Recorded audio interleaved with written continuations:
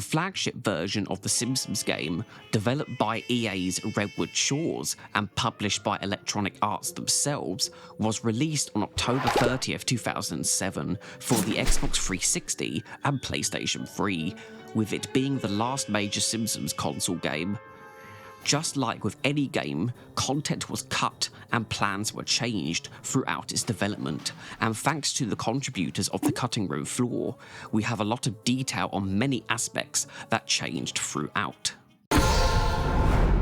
The development of the Simpsons game can be traced all the way back to early March 2004, where EA would make a Simpsons tech demo for the Xbox to pitch to Fox, with the plan being to acquire the license to create games with the Simpsons IP. Over a year later, in November 2005, EA officially acquired the license and started pre-production on what would become the Simpsons game. Though, before the game got its final title, it had a working title of simply The Simpsons, which was used all the way until E3 2007.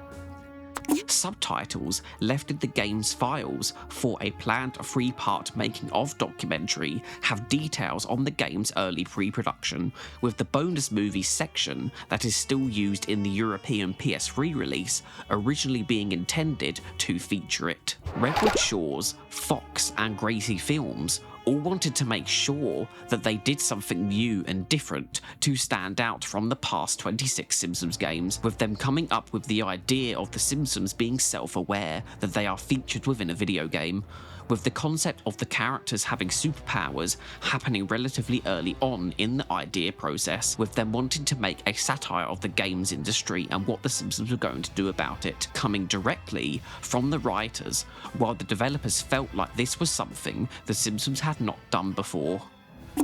The creation of concept art also began very early during pre-production, which allowed the developers to visualize all their ideas. The creators of The Simpsons allowed the developers to come up with the character abilities themselves, including Marge's mob and Lisa's hand of Buddha. In total, they included between 140 to 200 characters from the TV show within the game, and wanted to make sure that all members of the Simpsons family were playable, as well as making sure the game was actually recognisable as The Simpsons, with these being clear goals they had throughout the game's design phase.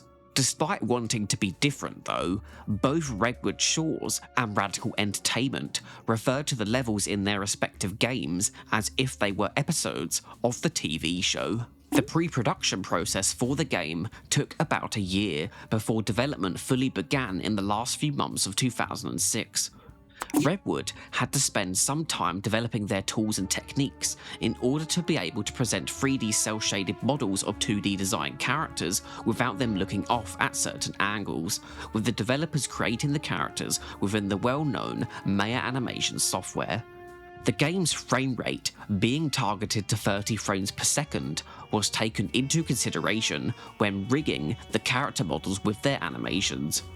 A lot of time was spent creating a level, with the developers never really knowing for sure when it was done, as there was always changes they could make. But once they got to a certain stage that they felt was good enough, they would mark it off as done and could then work on making its visuals look professional, with a group of playtesters being given a new prototype every day before making a list of issues that the developers would have to work through, with some of these game builds being broken due to buggy new features being added. Based on all the game's pre-release builds shown to the public being on the Xbox 360 platform, mixed with the fact that the PlayStation 3 was notoriously hard to develop for, it is highly likely that the game was developed first for the Xbox 360 and then later ported to the PS3. The game would be formally announced to the public on May 9th, 2007 under its working title as a preview during the party for the TV show's 400th episode, being marketed with several interviews with key figures, before later having more gameplay and official trailers shown at E3 2007, along with its final title being revealed, and then releasing at the end of October of the same year.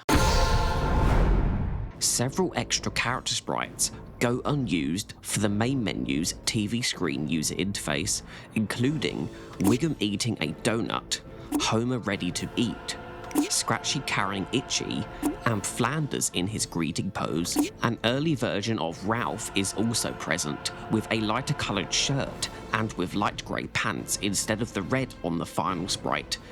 This Ralph sprite was kept in the final version of the old gen edition that released on the PS2, Nintendo Wii, and PSP. The sprite is also used in the E3 2007 Xbox 360 prototype, alongside a placeholder logo for the game that borrowed the TV show's title card.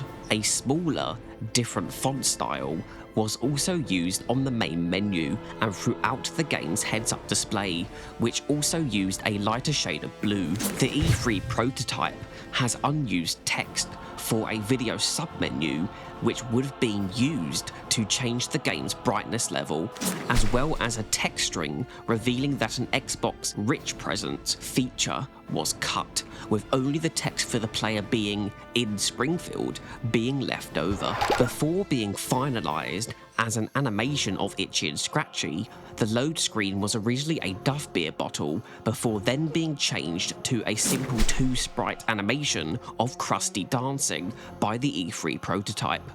Just like with The Simpsons Hit and Run, The Simpsons game had an initially planned but later cut food mechanic, though this time it involved Marge having to collect different ingredients from around Springfield that would be combined into a superpowered meal, giving members of the Simpsons family different ability buffs, such as having a 25% increase in attack power, 50% increase run speed, or a 10% defense increase, with all of them being time limited. This feature was described as Marge's main activity to do in the Springfield hub world. The ability buffs would have been stackable to create unique and variable combinations for the characters. This was most likely replaced with both the Homer-only food items and the invincibility power-ups present throughout the final game's episodes, being an idea that wasn't taken forward, considering later design documents only mentioned Homer's food abilities. Had this feature made it into the final game, it would have included a more RPG-esque element within it, like how the Nintendo DS version of the game had backtracking within earlier levels in order to collect all of the collectibles via abilities unlocked later in the game. Hub world activities were planned for the game, including bowling and pool mini-games for Homer, Bart being able to play on arcade machines and having an activity involving eggs, presumably egging people, and Lisa having one involving a camera for some unknown purpose. The playable characters would have had ability tutorials within the hub world or within its interiors before their first episodic level began, with Marge's being that she was to use her mob powers to liberate the retirement castle's residents, alluding to the ability for her mob members to enter and exit interiors being a planned but ultimately never implemented feature. While hub world tutorials mostly don't exist in the final game, Homer's one for his Homer Ball ability still made it, taking place after Bartman Begins and reintroducing the player to an ability they had already tried as Homer at the conclusion of the Land of Chocolate.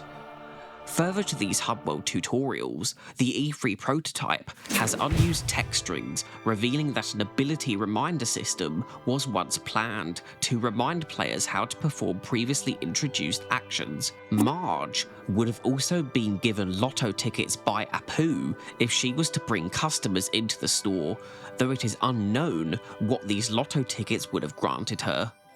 The jump kick ability from the old gen edition was meant to also be included in the flagship, while unused voice lines within the game files reveal several food items that Homer would have been able to eat, which were later cut after they had already been recorded with the intention of being included. These are apples, 8-bit fruit, burritos, burrito, chocolate chunks, more chocolate, chunks of chocolate, cinnamon buns, cinnamon bun, corn dogs, corn dog, cupcakes, cupcake, ice cherries, Cold cherries. Ham ahoy, Oh, liquid ham. meatballs, That's a spicy meatball. Meatball! with another take of the first voice line being used during Around the World in 80 Bytes as Homer enters the Italy section of the level, with the difference being that Homer imitates an Italian accent in the used take. Pepperoni. Pepperoni. Sandwiches, Oh, sandwich, I could never stay mad at you. and Uncle Jim's country filling. White trashy. The apple and ham ahoy food items are featured in prototype builds of the Old Gen edition, while the cupcake is used within the Old Gen's Land of Chocolate and 5 characters in search of an author, complete with the voice line being used.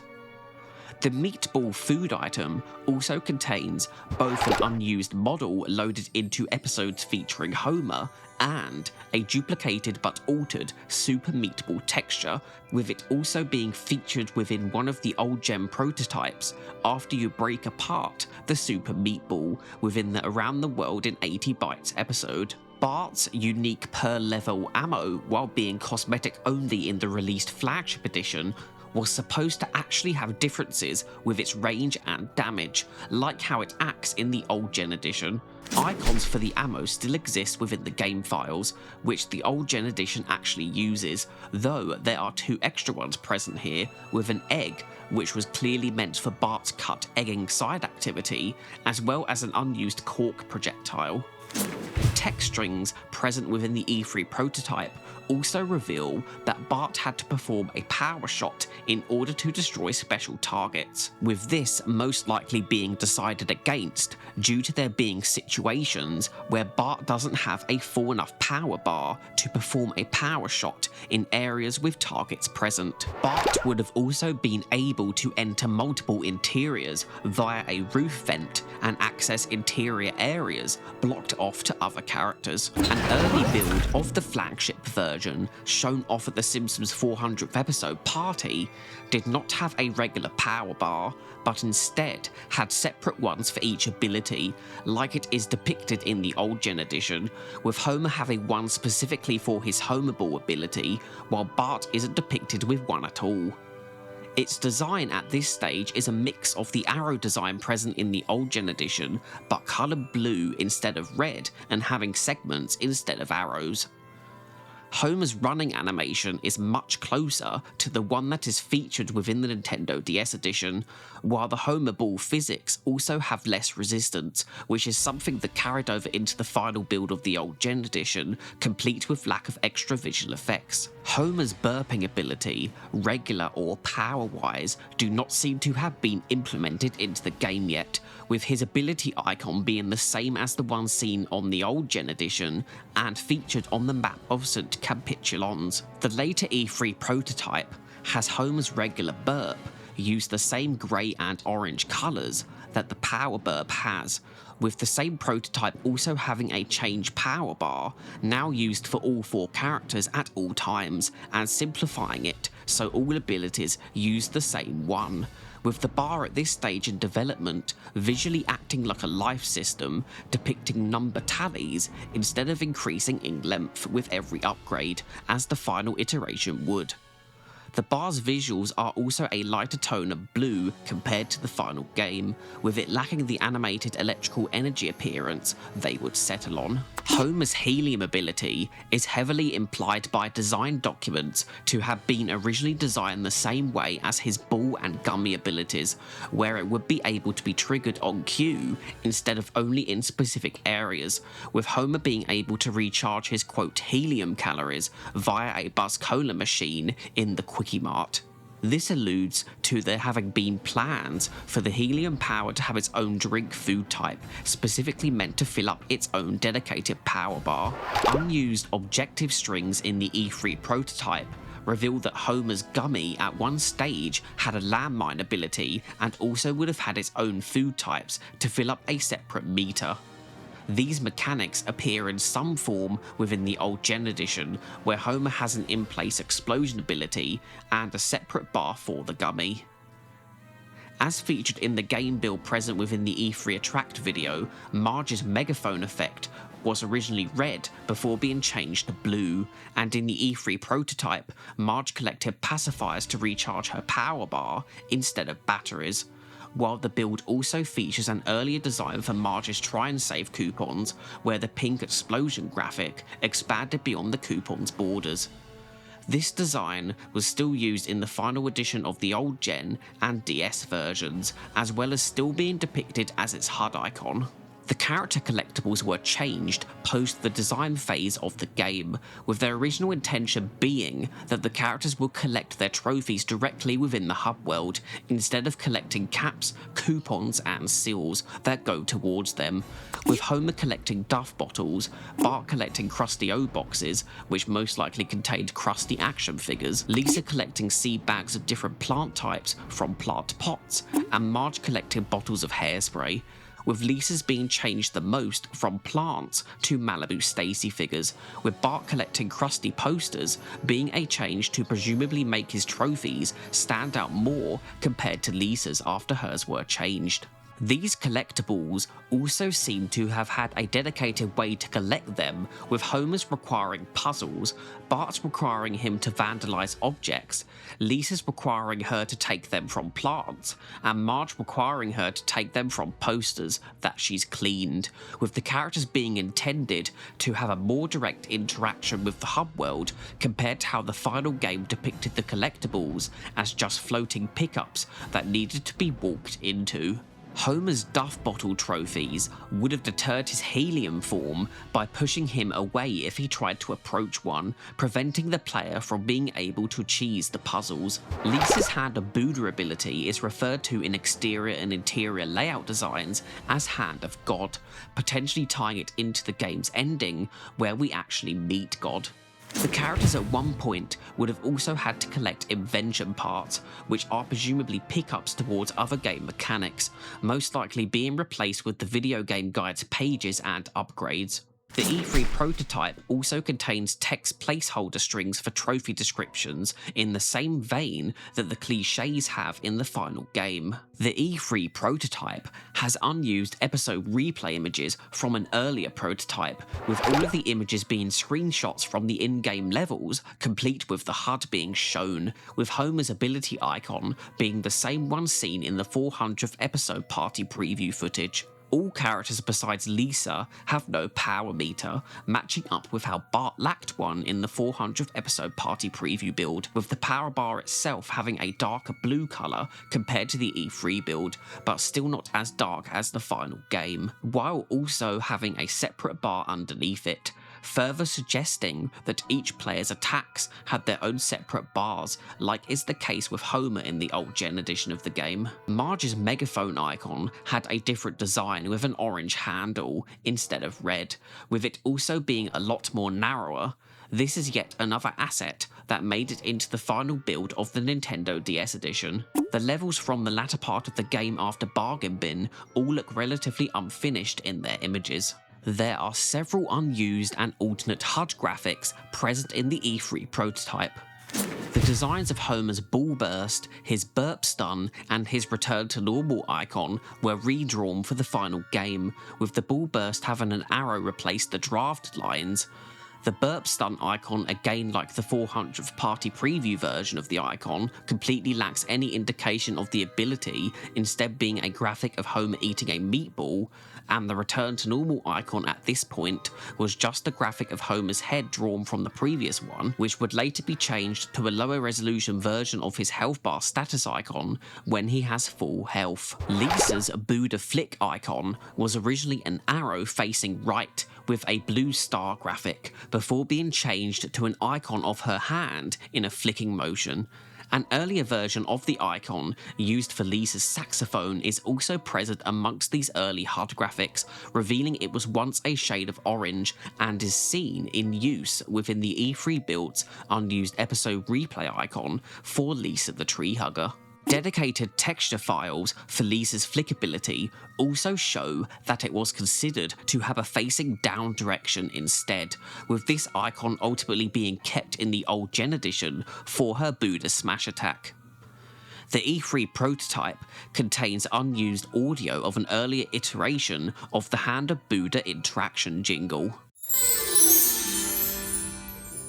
This jingle was still used in the final version of the Nintendo DS edition.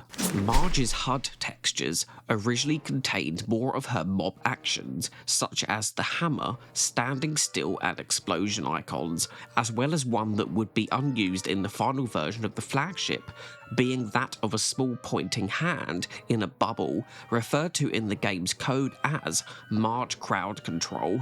While the final game would spread out boss icons amongst the 4 characters' individual HUD files, an earlier version of them were once all included within one single texture. This texture file also reveals that the flagship was once intended to have a heart health system present only on the final version of the Nintendo DS edition. The larger health bar UI seen on the old gen edition is also present within these graphics, potentially revealing that it was another thing developed during prototyping for the flagship, before being replaced in an unknown build, predating the one seen in the 400th episode party preview footage. Another, larger health bar with a thicker black border was also used for boss battles in screenshots of an unknown pre-release build. A graphic of the gummy Venus de Milo, as reference from the episode Homer Badman, was created for the game, likely intended to appear once Professor Frink granted you the gummy Homer ability in the game engine hub world. There are also unused graphics, referred to as food chunks, that were meant to appear as Homer eats his food pickups. The texture present for the Springfield Shopper end of episode's results screen once had its assets a lot more unorganised. The texture also lacks renders of Maggie, revealing that her inclusion in the N-level graphic was a later addition. The E3 prototype version also contains the blank background of the newspaper, with the bottom right cut out as its own texture, something that the final game's texture lacks, instead just including the 4 edges of the newspaper. The final game contains unimplemented HUD graphics for Homer's Insanity Pepper and the Robobot invincibility power-ups that were intended to be shown on screen while the power is active, with only the Marge Cop power-up displaying a unique HUD icon of her wearing the outfit within its active duration. Bart instead just uses the generic icon for the Robobot pickup. Earlier textures exist for several trophies. Homer's Dino Duff was originally called Jurassic Duff as a direct reference to Jurassic Park. The Special Reserve Duff was once called Sellout Duff, and the Deep Fried Duff was originally known as DB Sports Duff. The latter can still be seen within the Simpsons garage in the final game. Bart's Krusty Begins poster had a more detailed design with a more exaggerated cape, and Krusty Stop and Go was originally called Krusty Classic, having a direct reference to an Xbox 360 physical game case in its design.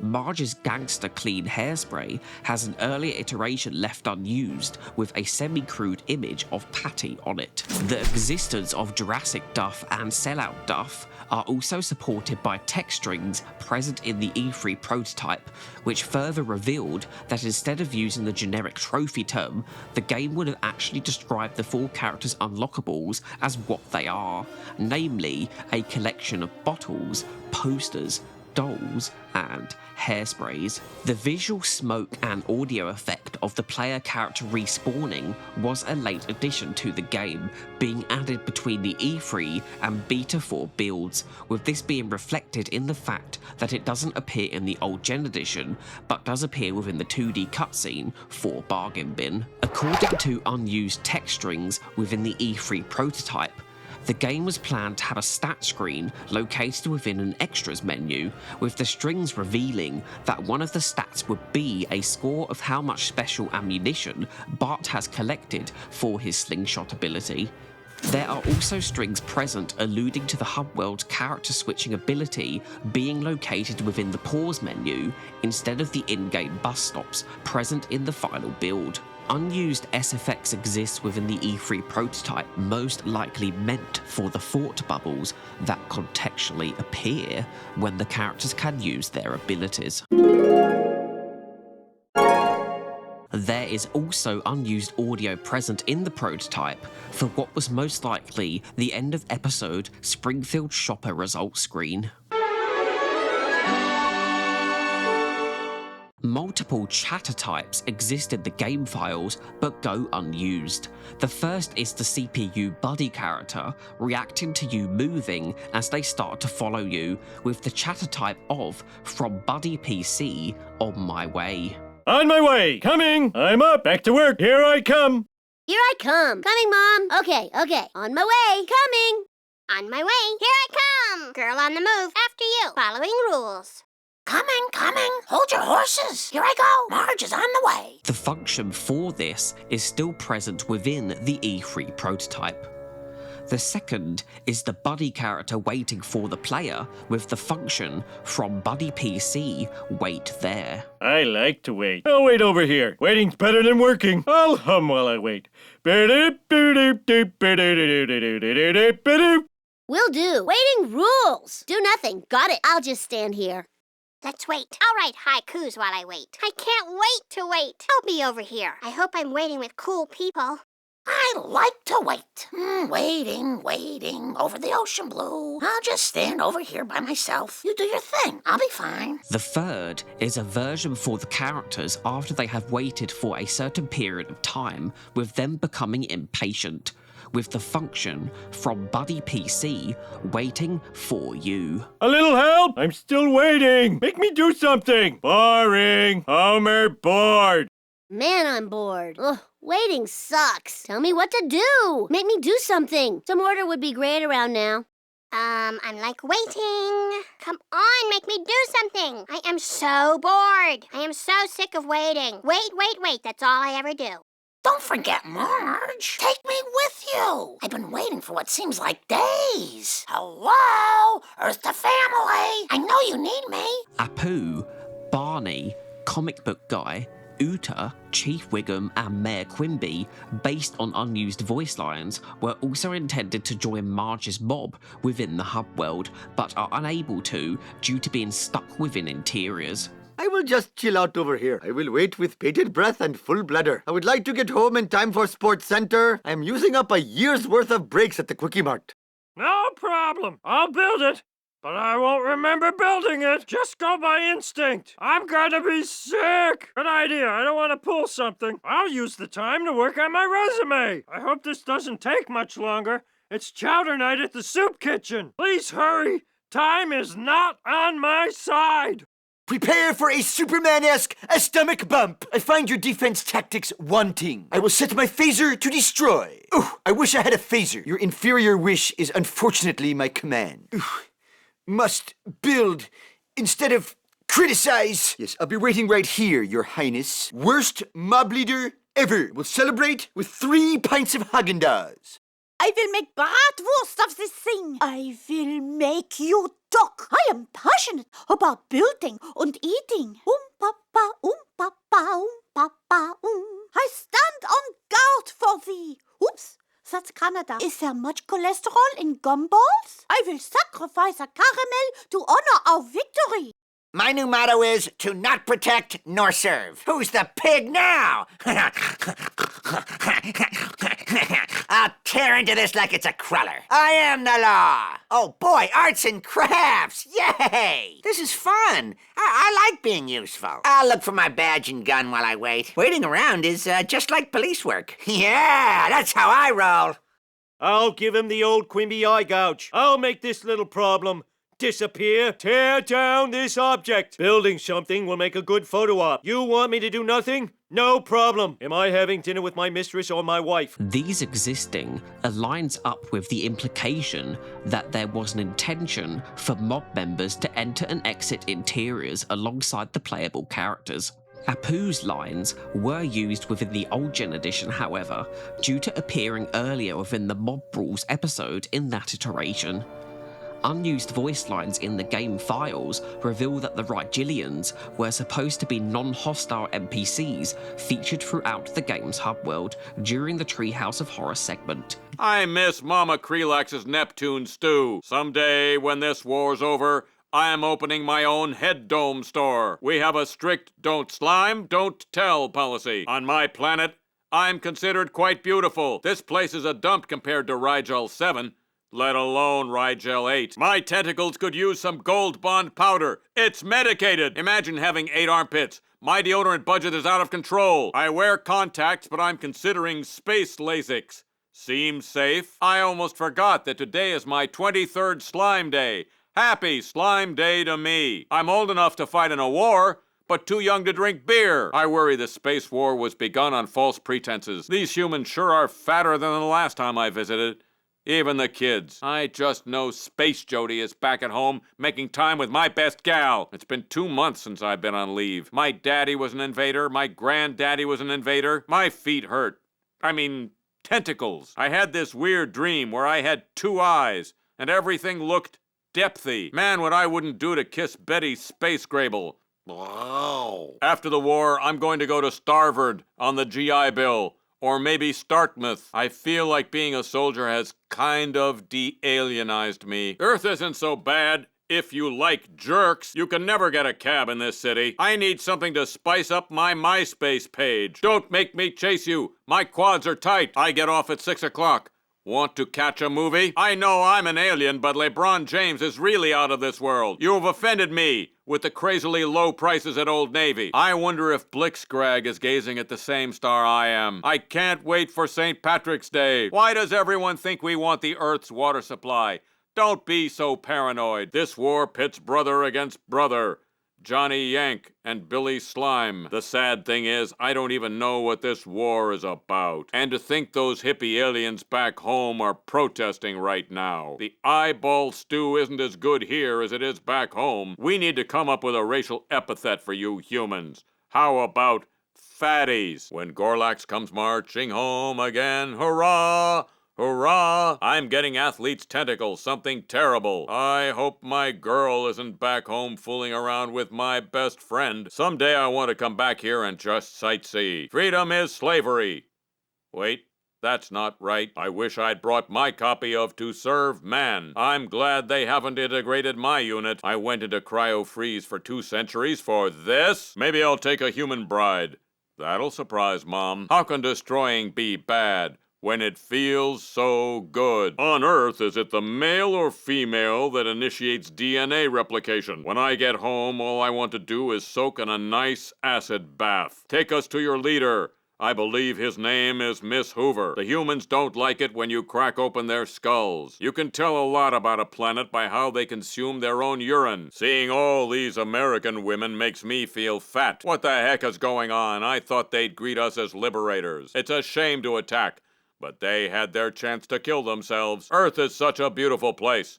I've never seen so many tacos. These NPC Rigilians were also planned to be recruitable into Marge's mob, with further unused voice lines meant to be used for this. Sure, I'll join the mob. It just feels right. They will feel the sting of my feather-soft tentacles. I'll make space meat of that thing. I'll just shut off my heart for a moment. Something got done without the amazing Kang's help. You've damaged my feeling receptors. You have angered Foot Soldier Omega Zorp 15. I wasn't sure if you'd invite me. I was hoping. I will attack with the viciousness of your Don Rickles. You don't like it? It's gone. I'll just chill out in my glass dome. I'll remember this moment for a few seconds. Leftovers for these unused functions can be seen in the final game, where the NPC Rigilians act like other pedestrians do before you approach them, with them walking along the streets and having conversations with the human NPCs. It's likely that they either ran out of time or decided to drop the feature for the Rigilians to be non-hostile within the hub world, with them instead defaulting to their enemy attack behaviour when at a certain range to the player. Another indication that they weren't always meant to be hostile is how they don't attack the other human characters like they do Homer, Bart, Marge, and Lisa. 2 conversation voice lines, which were intended to be triggered but are skipped due to an oversight in the game's code, exist for 2 conversations, one involving a Rigelian and the other Kearney. No, it's just that I Spy is an Earth game. We don't want to adopt their ways. I wish I could transform into a giant car that flies and also kicks everyone because it has kung fu feet! An unused conversation between Chalmers and Skinner exists, but goes unused due to Skinner only appearing and being stuck within Springfield Elementary's interior, again further hinting at NPCs being intended to enter and exit them. Skinner, I need to speak with you. Sir, if this is about my wearing a novelty tie last week, I can explain. No, you idiot. Deborah and I have acquired a new set of patio furniture, and we'd like to offer you our old patio furniture. Oh, sir, I'm touched. I don't know what to say. Save it, Seymour. Just flip over the cushion with the colada stain. Oh, I'd hug you, but I know you don't want me to. Professor Frink has unused voice lines greeting the Simpsons family in the game engine hub world, suggesting he was to roam around it like characters do in the main hub world. Well, good gosh, your girth is astounding. Homer Simpson, as I live in Glavin. Bart, your catchphrases make me weary. Greetings, cowabunga person. Hi-ho, little Lisa. Lisa, you're like me, except female and oh, so petite. May I say that your hair is a marvel of engineering. Ah, Marge, you smell pretty, like hibiscus. The second one was used for Homer and Lisa within the old Gen edition, as Frink gives the pair their upgrades. Frink has unused idle dialogue that was intended to be random upon trying to talk to him behind the glass. I love to cuddle, but my turtle bride needs more. Aliens are destroying Springfield, and I find it faintly thrilling. Frink feels weird. Do androids dream of electric glyphons?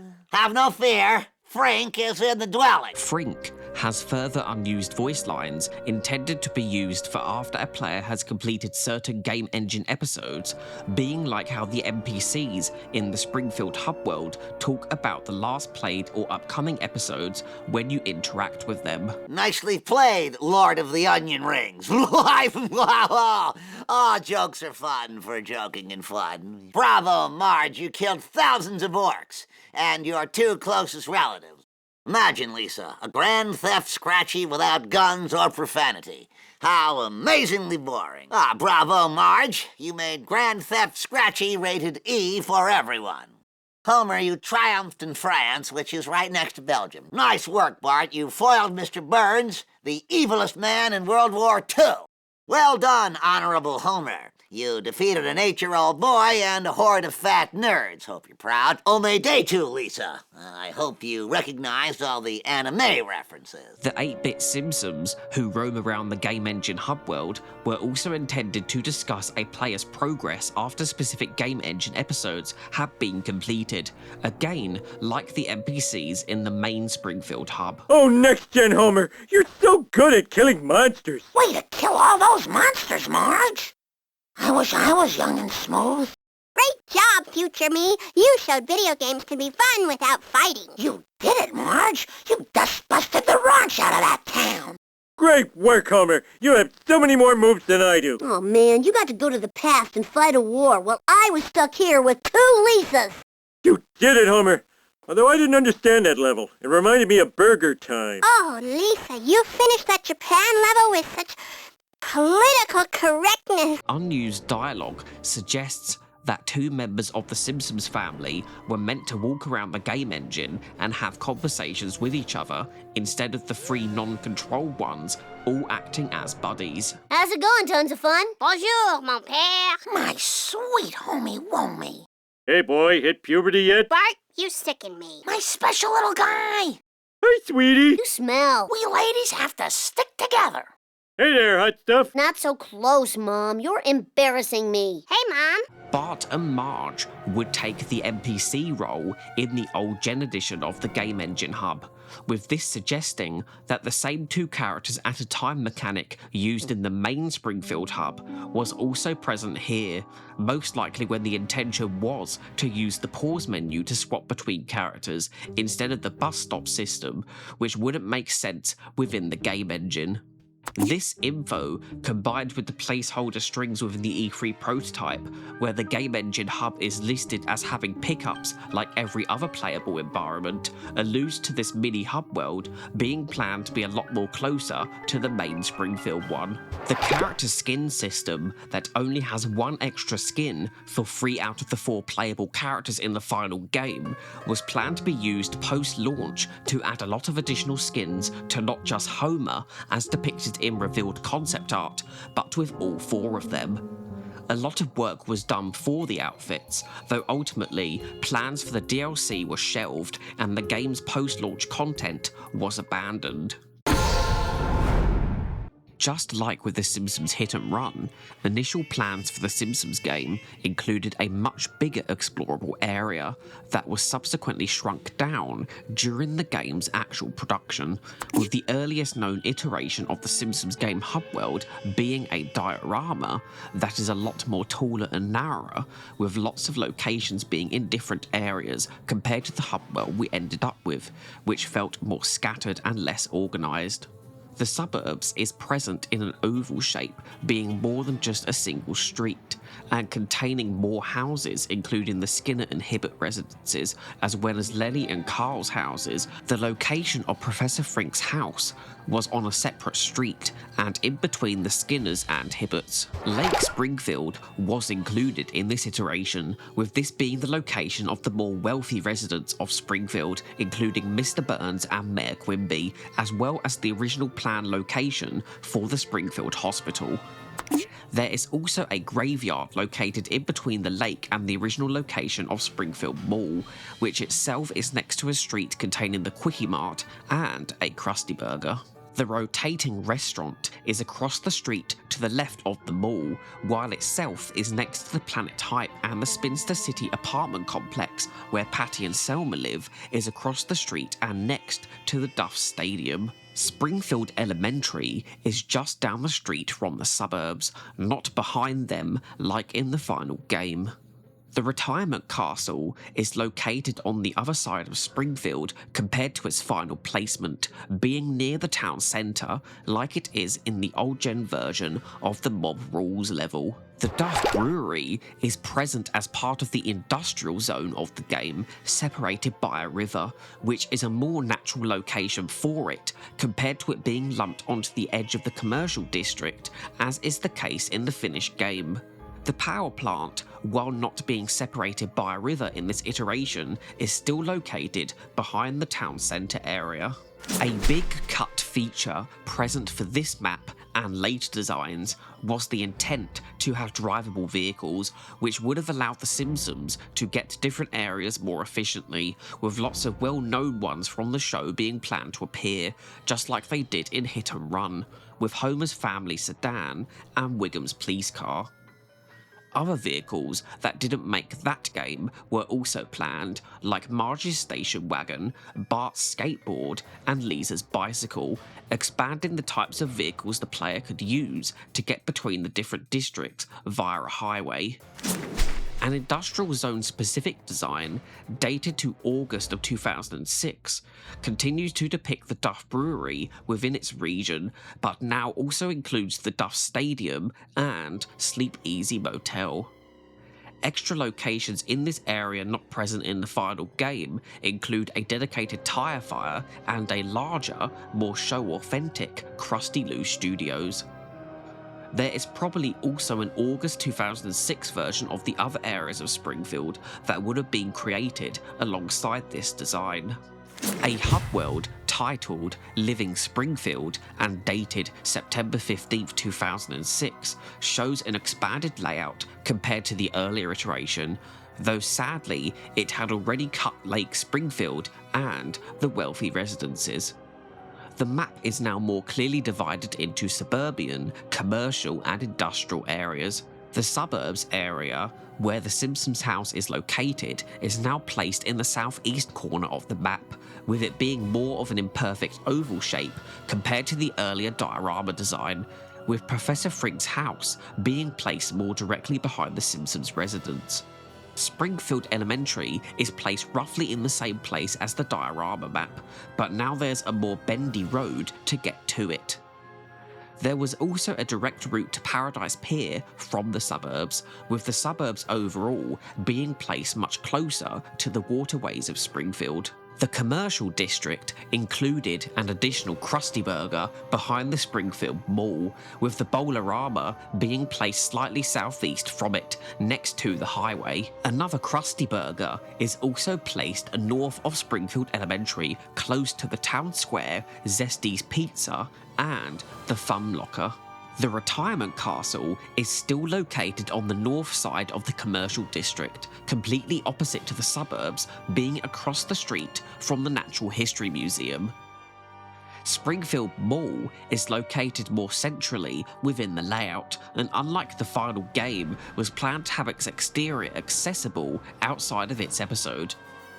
The Noiseland Arcade is located next to the Quickie Mart and on the same street as the police station, just down the street from the school, while the Android's Dungeon is located in Springfield Town Square, around the corner from Moe's Tavern and King Toots, with an unspecific hotel in between. The revolving restaurant is now placed behind the mall, with the 2D animated cutscene of the aliens invading in the final game keeping this layout, while Spinster City Apartments has its own dedicated area to the left of the mall, with the Aztec Theatre being located adjacent to the Natural History Museum, but with the highway separating them.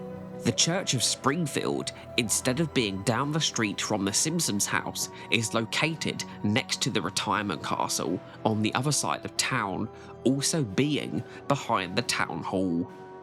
The DMV, Community Centre and Library were also planned to be featured on the right side of the map, with Smithers' apartment being across the street from the courthouse instead of the planet type, while the graveyard was moved to behind the retirement castle. The industrial area is very similar to the August 2006 version, but the road and building layout has changed, with the size of the Duff Stadium's lot being made smaller, while there has also been the addition of a dedicated junkyard, which would be combined with the Tire Fire in the final game for its single-level appearance.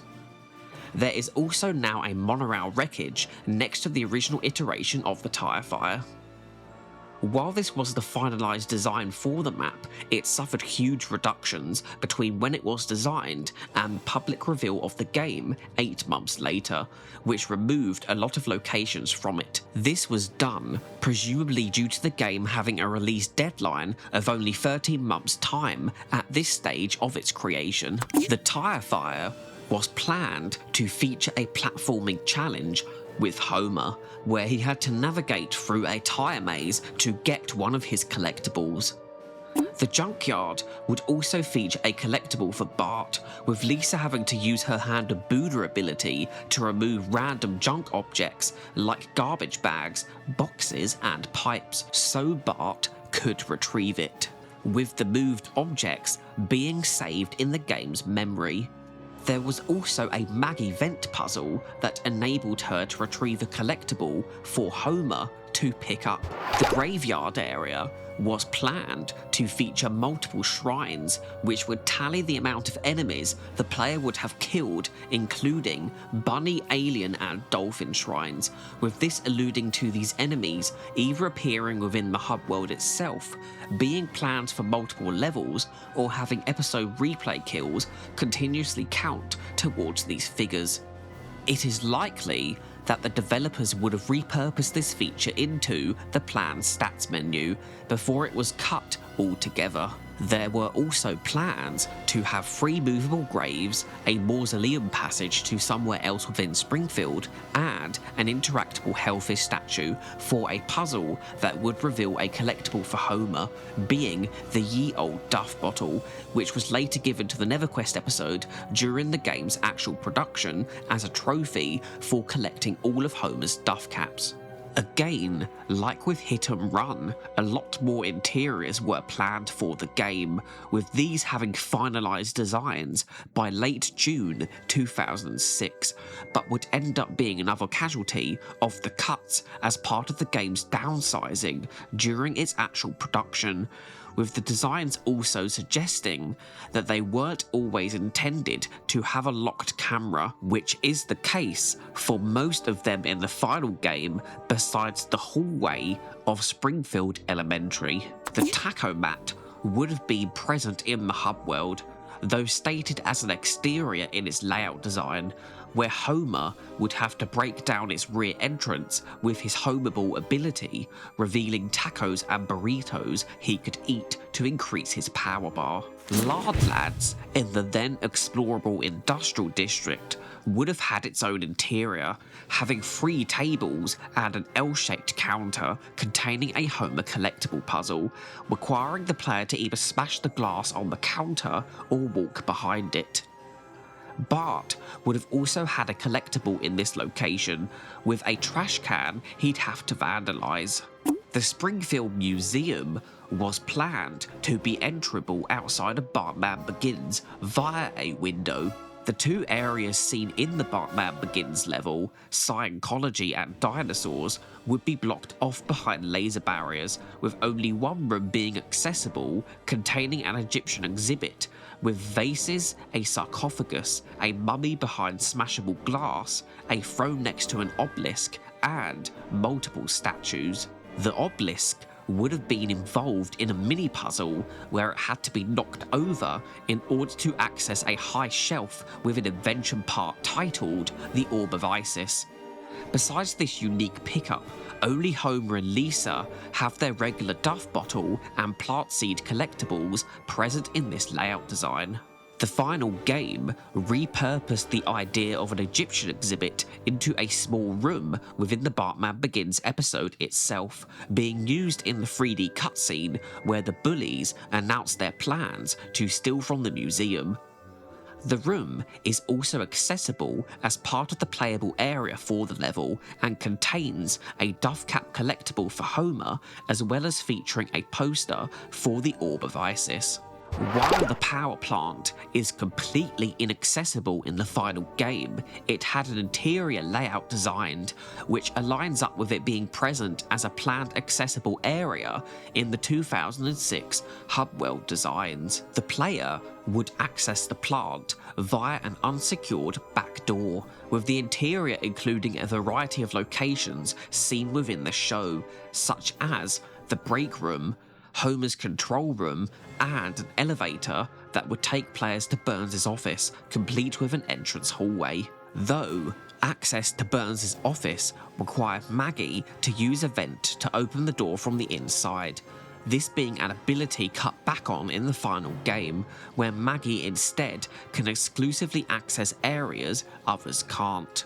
You could also exit the interior via either Burns' balcony or, when playing as Bart, a hidden door in the fireplace taking him to the roof of the plant. Multiple cosmetic detailed but inaccessible rooms were to also be present, including ones with plutonium, uranium rods and hazard suits, the mail room, Smithers' office, a meeting room, and the executive washrooms. A room containing an invention part collectible and toxic waste barrels was located directly underneath Burns' office, which gave his trapdoor a use, with the player having to fall down it in order to access the room, with the layout confirming that Burns himself was to be present within his office and be the one to activate the trapdoor when the player character stands on top of it. The door to exit this secret room was only openable from the inside.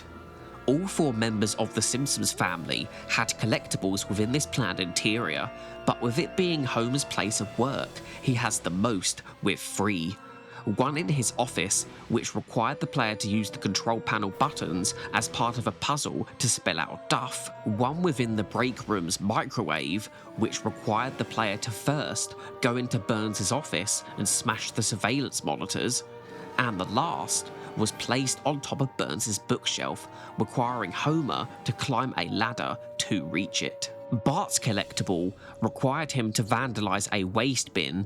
Lisa's was in the upstairs hallway's corner within a plant pot in front of the executive washrooms, and Marge's was to clean Burns' portrait in his office, which she had to stand on a chair to reach.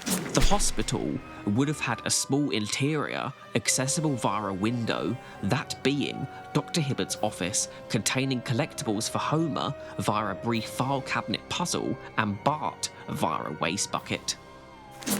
Krusty Lou Studios was planned to have quite a big interior, with an entry-exit way via a main double door, a side single door that only allowed the ability to exit, and like Burns' office, a Bart-only vent shaft that granted access to and from the roof.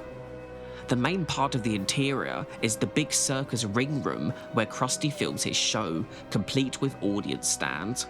In the room was another Maggie vent, which led to a button she could use to open the sliding doors, allowing access to the backstage as well as the back hallway, while Krusty's office, with his clothes rack and a crackable mirror, could only be accessible via the roof vent shaft. Inaccessible areas included the cafeteria, dressing rooms, props room, and an office. Only Homer and Bart are listed to have collectibles within this interior, with Homer collecting the Spritzer edition of Duff via having Bart open Krusty's makeup room door from within. The town hall interior, instead of being Quimby's office as present in the final game, was planned to be the main room we see in many episodes of the TV show, complete with all the chairs the citizens sit in and the stage at the very back. It had 3 separate doorways, though it is not clear whether the 2 non-main ones would have led outside or to other parts of the building. Unlike any interiors present in the final game, this one actually had plans to incorporate Lisa's Hand of Buddha ability, with her being able to connect the chairs into rows, with this progress being saved just like with the objects in the junkyard. Lisa had to stack the seats to complete a puzzle and allow Homer to climb up and reach one of his collectibles. Lisa also had one of her plant pots containing a seed pickup on the stage next to the Buddha podium, while Marge had 2 portraits to presumably clean. The final replacement interior of Quimby's office only contains 2 collectibles, being one for Bart via climbing the closed curtain and another for Marge on the opposite end of the room. The Sleep Easy Motel, titled with the regular spelling of Sleep Easy in its layout design, was intended to have one of its rooms be accessible, featuring a vibrating bed as a puzzle for one of Homer's collectibles, as well as a regular one, which was to have a camera lens placed above it. A coin-operated TV, which would be able to be cracked by attacking it, was also present, while Marge had a clown picture for her to clean for her hairspray trophy pickup, and Bart had another waste bucket to vandalize for his. The retirement castle is another planned interior that was ultimately cut from the game, but clearly it got further into development than most of them, with its unfinished model existing within the game's files located underneath its exterior, as well as several of its textures, including one for Grandpa Simpson's bed, though it was cut before being fully completed as it lacks detail. The interior featured 2 entrances, while inaccessible rooms included an office, the dining room, Residence's rooms, and Grandpa Simpson's bathroom. All 4 characters contained at least 1 pickup within the interior, with Homer having a Duff Beer puzzle in Grandpa's room, Bart having 2 waste buckets to vandalise, Lisa having a plant pot near the main entrance, and Marge having a Jam Tin Drug ad poster to clean near the office. The interior would also feature multiple NPCs roaming around, which would tie into Marge's previously mentioned mob recruitment tutorial. The Bowlerama was another cut interior, with it being where the bowling activity was to take place, though only Homer would be allowed to do this. The interior included a trophy case that would deplete as Homer would win them. This interior was also planned to have a Buddha podium that triggered a Hand of Buddha claw game puzzle, which would reward the player with a collectible pickup for Homer, who would have to be with Lisa as a buddy character in order to pick it up. Based on the design layout, it seems that only the entranceway would have been fully explorable, while the bowling area itself would have only featured within the bowling side activity. Skinner's bedroom was also cut and was to be accessed via one of the windows on his residence. It would have contained a few objects, such as a PC, bed, nightstand lamp, and a flag on Skinner's dresser. Homer was planned to have a simple puzzle collectible within Skinner's war trunk, while Bart would have had a waste bucket in the corner to vandalise, and Marge had the group photo of the members of the Flying Hellfish to clean. Mr. Burns' bathroom is yet another cut interior, accessed via a window, presumably located within his manor due to the size of the window, which was thus likely cut from the game's plans between June and September of 2006, in between when the interiors and intended hub design of Springfield were finalised.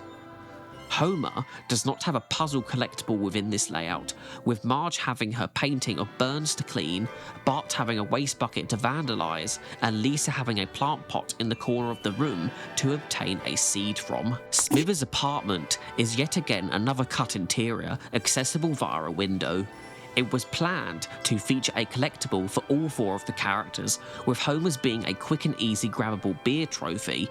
Lisa's yet again is another plant pot in the corner, while Marge had a Malibu Stacy poster to clean and Bart had a waste bucket to vandalise. Notably, the interior would have had a Malibu Stacy collection behind smashable glass, which was before they decided to instead give Lisa a collection of them.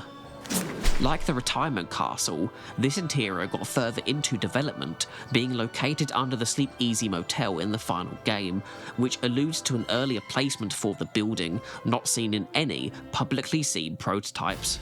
There are mislocated pieces of furniture within this model that was never fixed due to the interior never being used in the release build. Flanders' basement was going to be another interior that was accessible, and in contrast to Professor Frink's sterile lab design, this would have felt way more lived in. The main attraction in this interior would have been the pool table activity, which would have only been used by Homer, who would have shrunk down in size and had to push all the pool balls besides the 8-ball into the table's sockets, which would have rewarded the player with an 8-ball invention part. Lisa had a plant pot in the top right corner, Bart had a trash can to vandalise in the bottom right corner, Marge had a hang-on cat poster to clean, and Homer had a quick and easy beer grab pickup on Flanders' shelf. The Noiseland Arcade was another location intended to have an accessible interior, with it having a bunch of usable arcade cabinets. Like the Bowlerama, it was also intended to have a Hand of Buddha claw puzzle with the same reward of a collectible for Homer. The only other character who would have had collectibles within this interior would have been Marge, who had a total of 3 hairspray trophy pickups via cleaning a Bone Storm poster, a Lee Carvillo poster, and a Dance Fever poster. The texture for the Simpsons houseboat painting has an unused section that depicts Bart in his alternative blue shirt appearance, which is a leftover from the 2004 Xbox tech demo. Professor Frink's basement lab in the final game lacks some of the objects that are included within its layout design, including the power generator puzzle to obtain Homer's collectible. This also became the only planned interior that had an entrance via a window to be kept within the final game.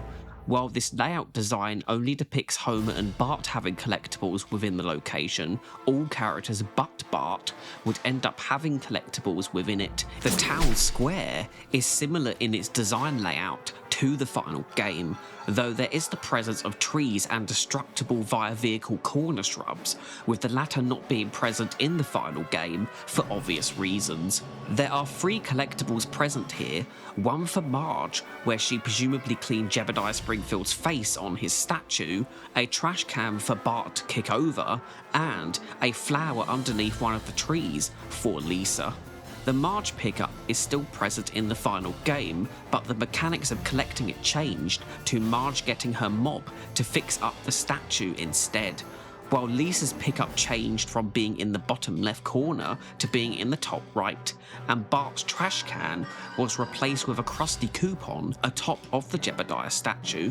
The Krusty Burger interior design is very similar to what ended up in the final game, including its 2 entrance exits. The interior had plans to feature 4 trash cans that Bart would vandalise to collect 4 separate Krusty-O boxes, and Homer had a brief platforming challenge to obtain his Duff trophy. The final iteration instead placed Homer's Duff Cap pickup in the location meant for Bart's bottom left one, and only included one single bar pickup located near the kitchen ceiling fan.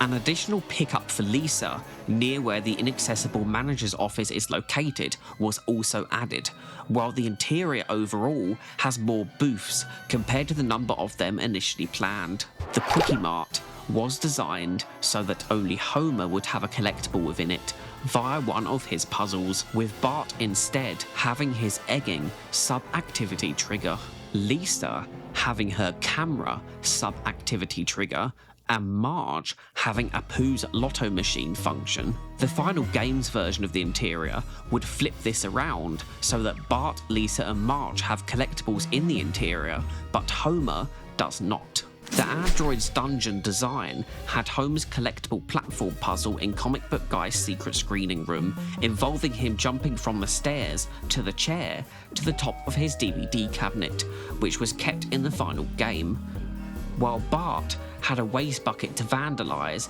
instead of his final floating pickup. Marge was also planned to have a Biclops Man poster to clean, with a pickup for her being omitted from the final version of the interior altogether, while the food items on the counter were changed from candy to tacos, and smashable glass was removed. Moe's Tavern had an easier Homer pickup, with one just being on the bar, ready for him to collect, like the Duff Caps in the final game, while Bart had yet another trash can to vandalise for his collectible. The interior also contained a jukebox that could be interacted with to turn it on or off, and the love tester, which could be used by Homer to trigger the appearance of a power-up. Unlike Flanders' pool table, the one in Moe's Tavern doesn't appear to have been planned to trigger an activity within the layout design.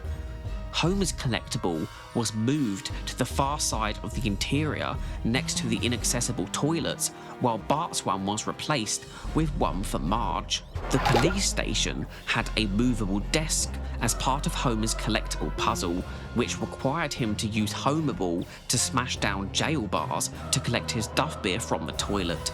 The interior also had a collectible for Bart via vandalising another waste bucket. Both of these were changed to simply pressing a button to access a holding cell with the appropriate pickup, with Bart yet again having his pickup swapped out for another character's, this time being one for Lisa. The first Church of Springfield was planned to feature a Handa-Buddha podium for Lisa, who would move the church's pews into a step-like formation so Homer could use his Homer Ball ability and turbo up them to reach his collectible. The pews, like with the junkyard objects and the town hall seats, would have had their positions saved into the game's memory. There would have also been a plant pot for Lisa to collect a seed pickup from. Bart and Marge do not have any collectibles or abilities present within the interior on this design layout. The final game omitted Lisa having a collectible within this interior altogether, while it replaced Homer's pew puzzle with him having to use a tank of helium to collect a Duff Cap on top of the church's indoor balcony. Bart and Marge also have pickups added to the interior, with Bart's being underneath one of his grapple hooks and Marge's being placed on the right side of the building stage. All 4 of the playable Simpsons characters were planned to have collectibles within Springfield Elementary. Homer had a duff puzzle involving Bart entering Skinner's office via the school's roof vent and opening the door from the inside, so Homer could access and attack the cabinet in the room to open the drawer containing a Duff trophy, with Lisa also having a plant seed to collect in the same room. Bart had several waste buckets and trash cans to vandalise in both enterable rooms as well as near the entrance, and Marge had a portrait of George Washington, a rally poster, and a picture of Agnes Skinner to clean for her hairspray trophies. Miss Hoover's classroom also had plans for an interactive computer which would state trivia, as well as the hallway having a water fountain that would squirt a stream of water. This interior's final iteration kept the same layout, but removed Homer and Bart's pickups as well as the interactable objects. It placed a Lisa collectible on Miss Hoover's desk and had Maggie become the only one able to access Skinner's office via a vent shaft located within the interior, where Marge's Try and Save coupon would end up being placed. The Living Springfield Hubwell design and these interiors highly hint towards the plan for the Hubwell being much more of a sandbox experience than what we ended up with multiple levels including Mob Rules, Shadow of the Colossal Donut, and Invasion of the Yokel Snatchers all taking place within it, and most likely intended to leave permanent physical changes, which is still the case with Mob Rules' damage to the front of the town hall, but seems to have also been extended to Lard Lad smashing a hole into the Duff Stadium and the aliens destroying the mall's parking lot. The E3 prototype has a version of the Hubwell present that is the more truncated final iteration, but contains a lot of extra buildings that will be cut in the following months. These could be seen by glitching out of bounds in the Mob Rules episode.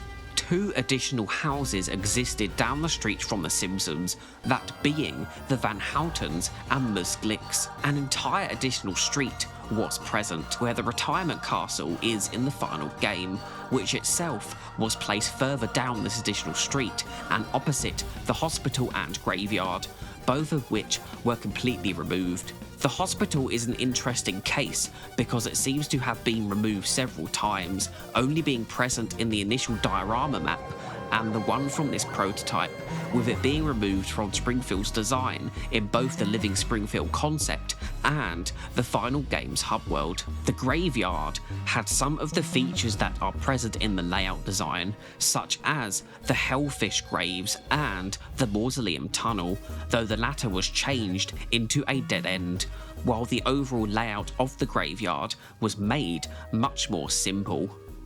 The additional road ends with a closed drawbridge, suggesting a connection to the Cut Lake Springfield area. Springfield Hospital's inclusion on the map is also seen down the street in the cheating cutscene after completing the 3 alien invasion levels, being inconsistent with the final map's design, alluding to how late the building was cut for the second time. The Krusty Burger, located near the retirement castle, features a much smaller and simpler sign, while the windows were darker and the building itself was more connected to the sidewalk. Planet Hype had the title Planet Springfield, despite the building having been called Planet Hype years before this game was produced, and the grocery store had a ladder instead of a dumpster. The Ye Old Off-Ramp Inn was an additional building located behind the town hall, as was the Sleep Easy Motel, with the former being removed from the game entirely, while the latter was moved. The Gilded Truffle, another building removed from the final hub world, was placed where the Quickie Mart's final location is, while itself used to be located on the street next to the industrial district's closed drawbridge. Edna Krabappel's apartment also used to exist, with it being planned to feature a swimming pool behind it, partially in the location where the Sleep Easy Motel was moved to. At this stage, Smithers' apartment was placed closer to the river, being behind the Quickie Mart instead of behind the Aztec Theatre, with that apartment block replacing the 99, 66 and 33-cent stores that appears in the location within this build of the game. A duplicated Noiseland arcade existed across the street from the sequel stop, but was replaced with the Turn Your Head and Coif store, though the old Gen edition still featured an unmarked version of the original building model. The blue building next to the Springfield Mall used to be named as Cockamammies before the Sleep Easy Motel was moved. King Toots and another building existed besides Moe's Tavern, and Cletus's used to have neighbours instead of being isolated, with Nelson and Moe's houses being present as well as the sea captain's houseboat being placed at the end of the street. The street also used to not just cut off, extending longer, with the other side also containing some apartment blocks. The Duff Brewery, now having been moved to stick out on the edge of the commercial district, initially had its exterior wall placed closer towards the building, having the parking area outside of it. Between the closed bridges to the power plant and industrial region, there was also a patch of sand, implying the inclusion of beach detail, but this was replaced with regular grass and a small cliff. This version of the hub world is present on a blogspot post by level designer Jameson Durrell, showing the ye old off-ramp and the cut street with the hospital in its rough Maya format, where he would take models of buildings from the show and create geometry around them. Interestingly, the rough geometry in the image shows the drawbridge at the end of the street next to the cemetery being down, alluding to it perhaps having been planned to lead to another area of the hub world when the map's model was initially created, but then cut sometime after but before the E3 prototype. A lot more episodes were initially planned, but these were cut down before they were concepted. The game's cutscenes were originally intended to all be in 3D, like the in-game art style, as seen in the September 5th, 2007 build, also referred to as Beta 4. This matches up with the final version of the Nintendo DS edition, which uses truncated versions of these same cutscenes. Fox, however, requested that the cutscenes be changed to 2D late into the game's production, with a lot of these original 3D cutscenes still being left in the final game as a result, such as when the bullies prepare to rob the museum in Bartman Begins, Lenny and Carl birdwatching in their tree and then forgetting Bart and Lisa's names in Lisa the Tree Hugger, the shot of Martin carjacking Ned Flanders at the beginning of Mob Rules, followed by the secret weapon, Maggie spying on Quimby's hot tub, and Quimby's failure to obtain his bribe, ending cutscenes. Multiple shots of the alien invasion cutscene with the entire sequence of the dolphins approaching Springfield, and a far shot of the Simpsons family just before Bart fires his slingshot at the alien saucer.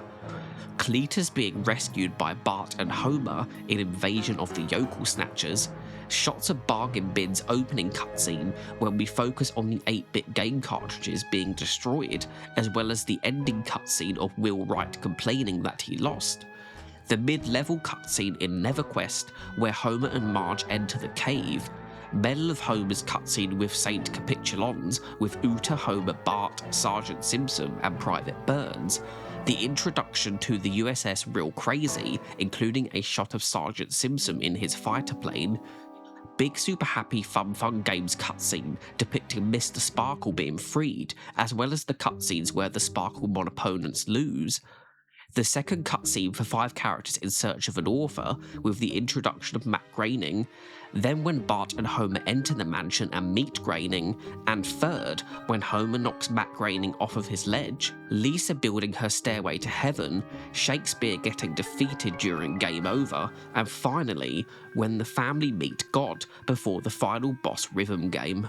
The majority of these are mid-level cutscenes that were either overlooked by Fox or deemed okay due to being in between gameplay, with Beta 4 highly suggesting that not all of the cutscenes were even fully finished when this decision to change them to 2D was given, also revealing that the main cutscenes for the game were the last thing to be finished before it released. With this request from Fox, there was a last-minute inconsistency of visual styles added to the game, with a similar situation happening within the late stages of The Simpsons Hit and Run, with its mission giver icons being redrawn in the 2D style of the show after already having versions based on their in-game 3D models created. Concept art, designed by John Estes for the Land of Chocolate, had the level feature a big hand with a sign next to it stating "Pull Me," as well as the water-like chocolate area around the base of the huge cake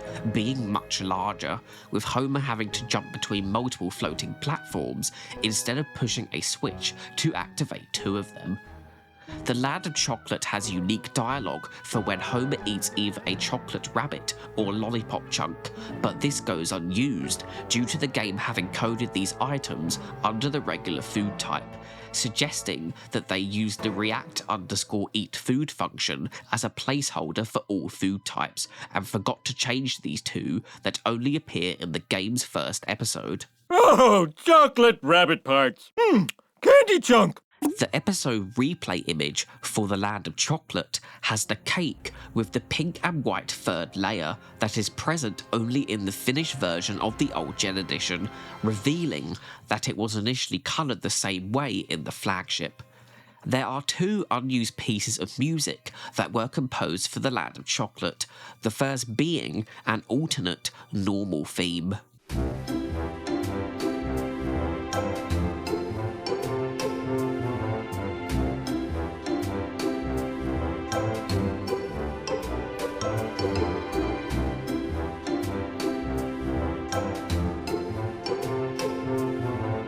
While the second unused music track is for an action theme.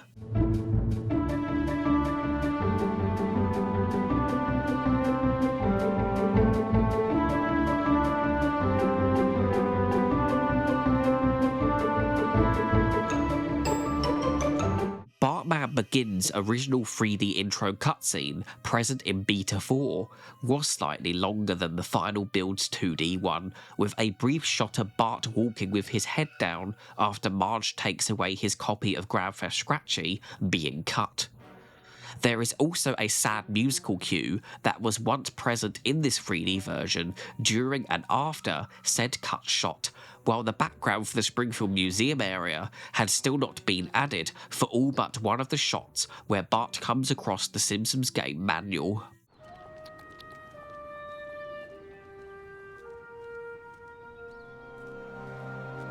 Great, now I have nothing to play except the games I bought yesterday, and I'm totally sick of them.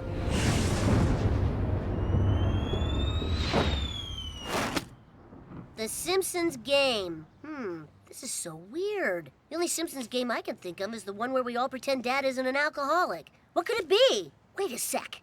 This is a manual for a video game set in Springfield. And Dad is a character. And so is Mom and Lisa. Who'd want to play her? Whoa! I'm in this game. I wonder what my moves are. Jumping, floating. Oh man, I gotta try this.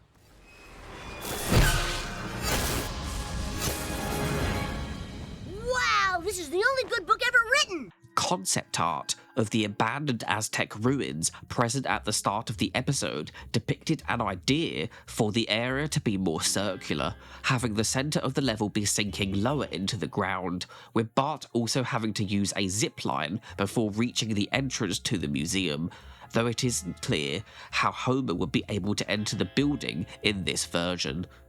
The episode's unused E3 prototype episode replay icon reveals that the cave area originally had 2 beams of light shining through the ceiling instead of 1, and the statue to enter the museum once had larger eye pupils. The concept for the dinosaur exhibit room contains a lot more dinosaurs than what ended up in the level's final design, with John Estes including a herbivores bullying carnivores gag. Bartman Begins also has a lot of unused dialogue, including when attempting to enter a locked door within the museum. Locked, huh? Who needs doors anyway? If I can't get through this door, I'll just have to find another way. Dialogue for the volcanic updraft, which suggests it was instead a trampoline in an earlier iteration of the level. I never knew volcanoes were so bouncy! Whoa, I feel like magma! Go, Bart, go! Bart looks like a graceful Mikhail Baryshnikov. Way to go, Bart! But don't show me up! Dialogue from the NPC museum guards, Wise Guy and Sideshow Mel, when a player character would stand on top of the museum exhibits. Could you at least dust while you're up there? What goes up must come down. Hey, the displays are for looking, not climbing. Climbing around on the displays. What were you, raised in a barn? Careful! If you fall, the museum's liable. I'd climb up there after you if it weren't for my damn vertigo. I've always wondered, how's the view up there? Could I tempt you down with some homemade biscotti? Please stop.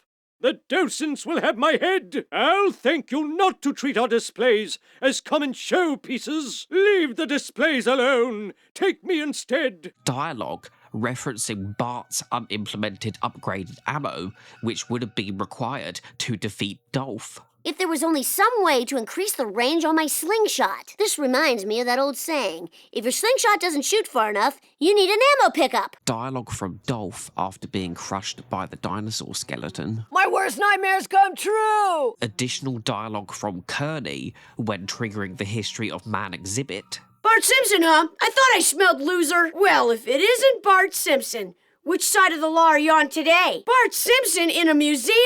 Now I've seen everything! With one of these voice lines being used in the game's Nintendo DS variant. Dialogue for Homer's response to Jimbo's taunts from within the UFO. I'm not going up there. I've got too much dignity and fear. You'd have to be crazy to go up there, and I'm merely stupid. And finally, dialogue from Jimbo after defeating him. And so, cruel Lady Fate has bestowed upon Jimbo her tragic kiss. Also, I can't feel my legs. Both Dolph and Jimbo's defeat vocals are still used within the Alt Gen edition, while there is also 2 unused History of Man voice lines that go unused due to the entire dialogue instead being combined into a single file.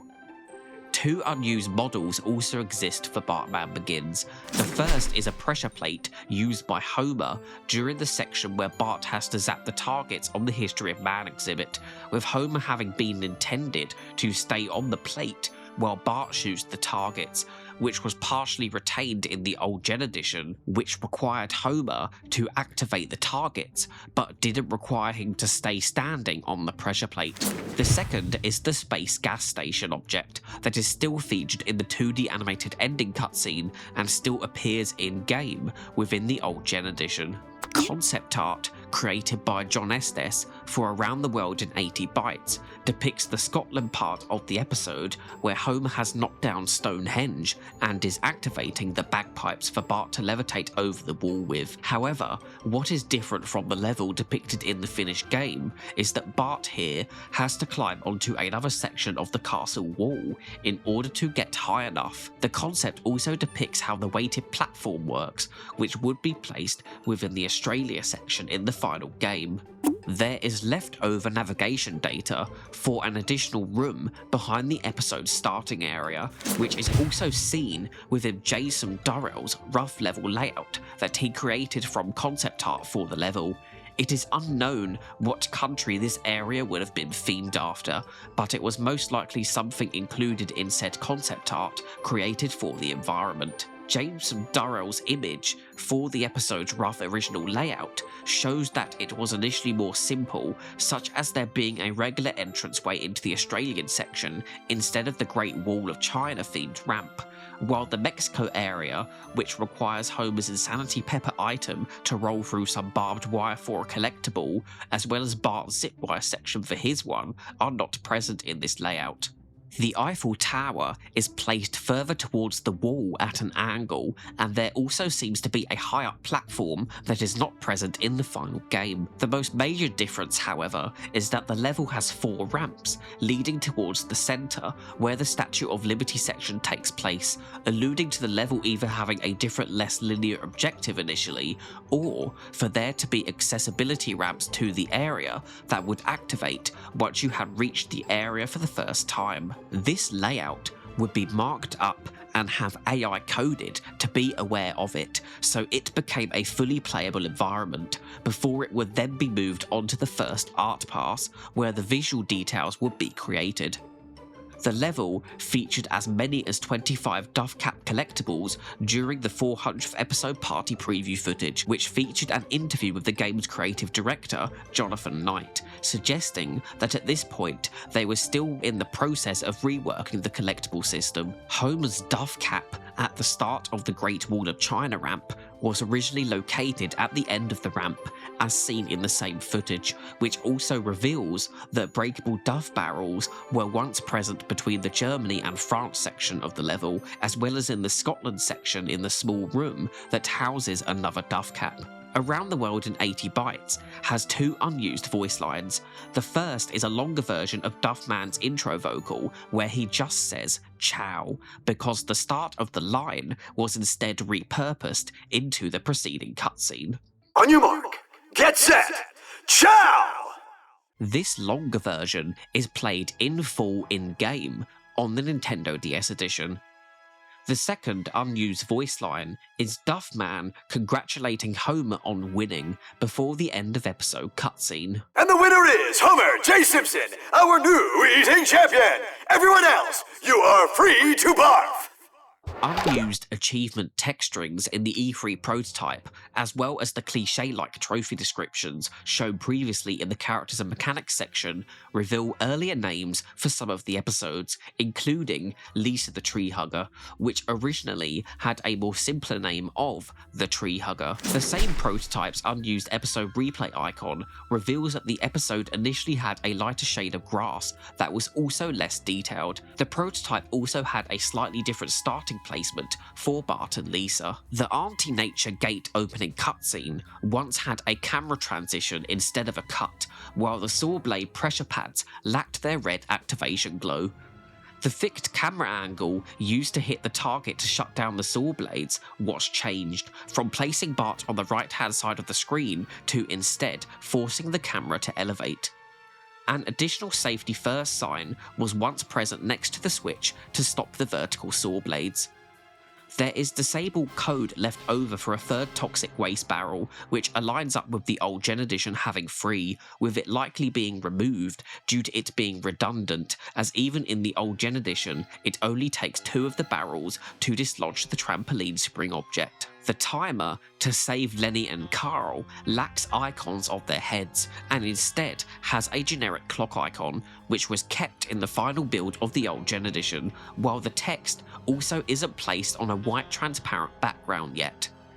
The cutscene for Lenny and Carl being saved hasn't yet been implemented, despite having its audio files present, and the slow motion cutscene of the factory's self-destruct target lacks the actual target. An unused texture for an explosive barrel featuring the branding of Lil Lisa's slurry is present in the final build's files and was intended to appear within the episode. There is also an unused sprite for a wood chipper, with its file name being Boss Headwood Chipper, implying that the level was to have more of a traditional boss battle with a health bar at one stage, instead of the time challenge to save Carl and Lenny from getting crushed.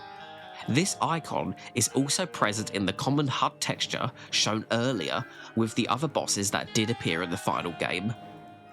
The original 3D opening cutscene for Mob Rules, present in Beta 4, reveals that the cutscene originally had Marge utter the name of the EA video game producer, and just like when Mayor Quimby later utters his name, it is also censored. Quimby's cozying up to that sleazy video game producer. That really burns my beehive.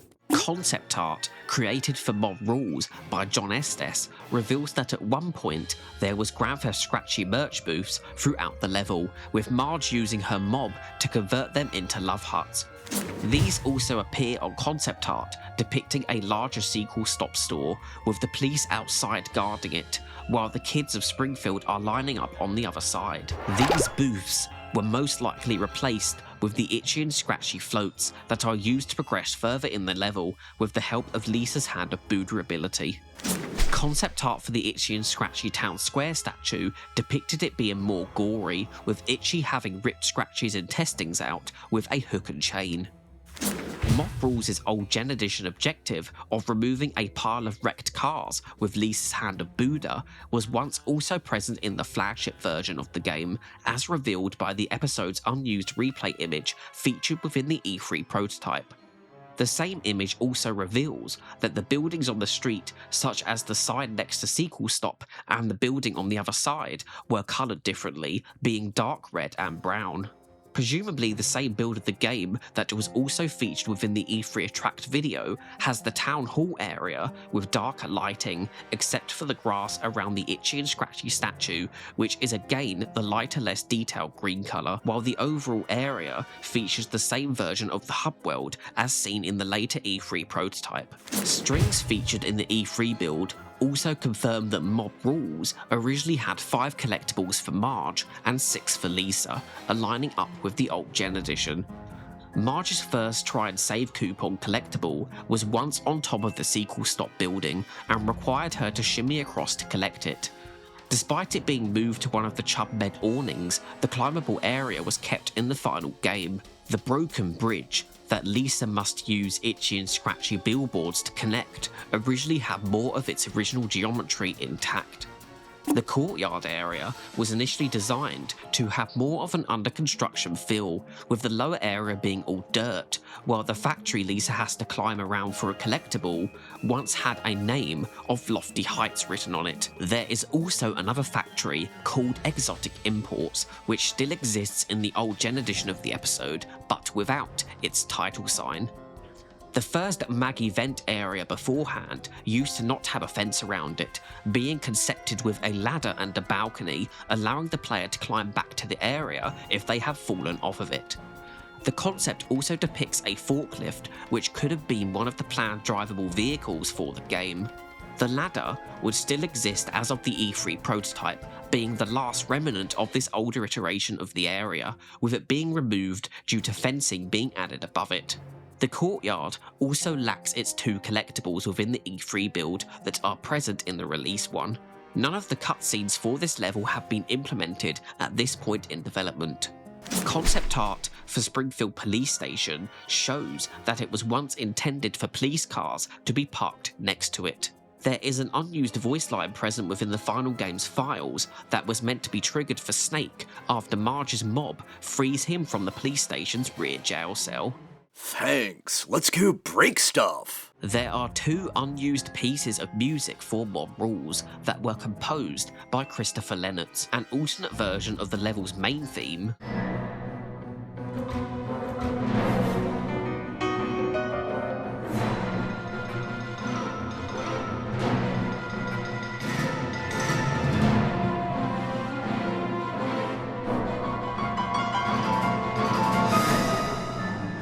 And the other being an alternate unused version of the track known as Marge's Melee.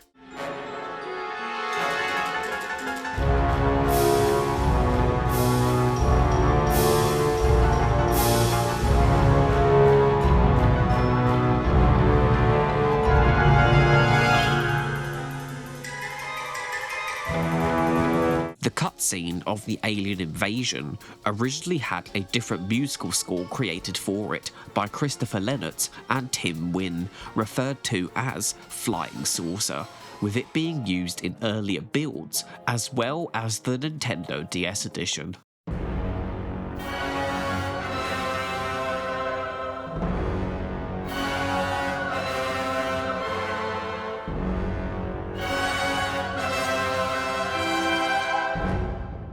This piece was replaced by different music composed by Hans Zimmer and Jim Dooley, who were hired later on to specifically score the game's cutscenes, with other earlier cutscene resources also used in the Nintendo DS version. It is suggested that Christopher Lennart and Tim Wynn were intended to score more of the game, including its cutscenes.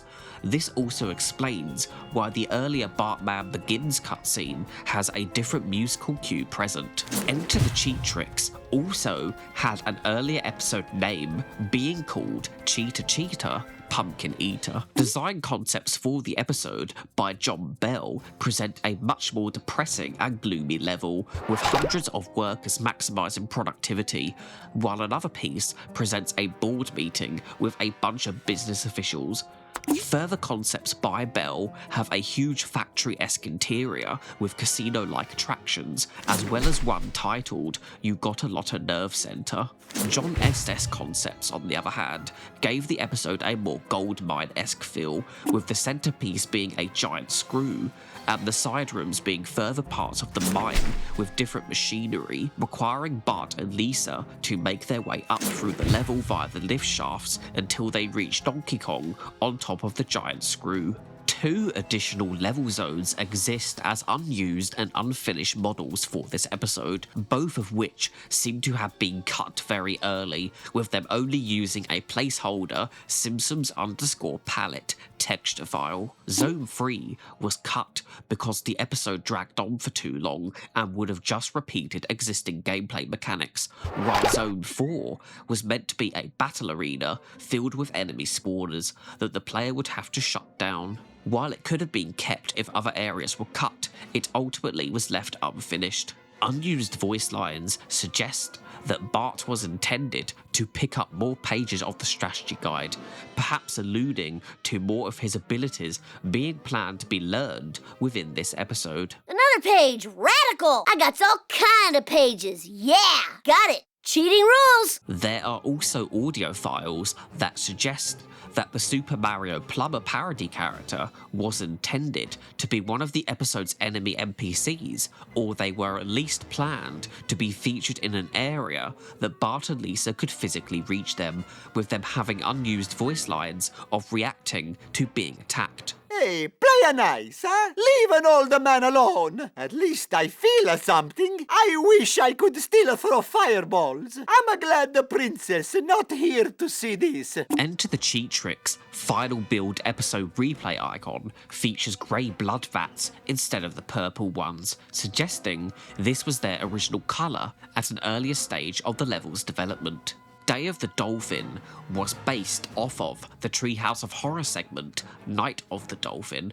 A lot of concept art for this level was planned to be shown within the unreleased making of documentary based on its leftover subtitles, with the concept art being described to depict Lisa flicking dolphins and creating a bridge of billboards via her hand of Buddha power, with the aliens having also already destroyed a majority of Paradise Pier beforehand, with the level being described as early James Bond by the game's audio director, Paul Gorman. Level designs released by John Estes reveal that the episode was intended to be longer than what we got in the final game, with at least one cut pier section requiring Bart to stop a swinging Viking ship attraction so Lisa can use it as a platform to reach a hand of Buddha podium, which she can then use to move the placement of a pirate ship so the pair can use its masts in order to climb up to a higher section of the pier. There was also multiple rooms planned for the aquarium section of the level. The first room had Bart and Lisa enter from the hatch that they do in the final game, with them having to use Lisa's hand of Buddha to disable dolphin spawners and send them back out to sea, with Bart being able to access the areas with the Buddha podiums via his abilities before granting Lisa access to them, with the completion of the task allowing the pair access to the second room via a shark tunnel. The shark tunnel leads the two characters to another room where Lisa uses her hand of Buddha to move a ticket tent, which Bart can then use during a platforming section to reach the upper walkway. Lisa then has to turn pipes before moving a chum barrel, which will enable her to reach a ladder and join Bart, as they use another ladder to go into the final room with the Snorky boss battle. A later iteration of this room changed its mechanics so it aligned up with the switching between characters gameplay that the final game focused on, with it having Bart reveal a hidden hand Buddha podium for Lisa, which Lisa would then use to position jellyfish, trampolines, and whales to allow Bart to platform to the room's exit ladder.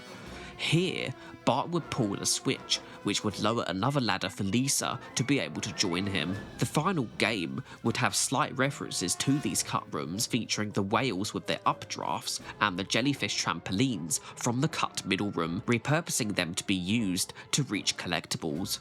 These level designs also allude to the episodes not originally having plans for collectibles, as is implied by the hub world having been designed with directly collectible trophy objects. Concept art depicting Gunter and Ernest having replaced their white tigers with the level's killer dolphins seems to allude to their inclusion within the episode and game as a whole being planned, with it potentially having some cutscene intended that introduces the player to King Snorky via a Gunter and Ernest circus act, with the final game just acting as if the characters already know him. The episode replay image within the files of the E3 prototype, as well as footage from an earlier game build present in some shots of the E3 Attract video, depicted the episode with an overall darker colour palette, as well as the exterior of Paradise Aquarium using a two-toned blue teal colour instead of the final game's cream and blue. In the later E3 prototype, the starting position, just like with Lisa the Tree Hugger, was further to the right. Music from said level, as well as Invasion of the Yokel Snatchers and Medal of Homer, is used here, likely being placeholders before the intended music had been implemented. Lisa only had 3 Malibu stasis seals in this prototype, with the 4th one next to the hatch being added sometime later, with the texturings within the files supporting this earlier intention. The in-game cutscene of King Snorky's death has not yet been implemented, instantly ending the level after the player has electrocuted him for the final time.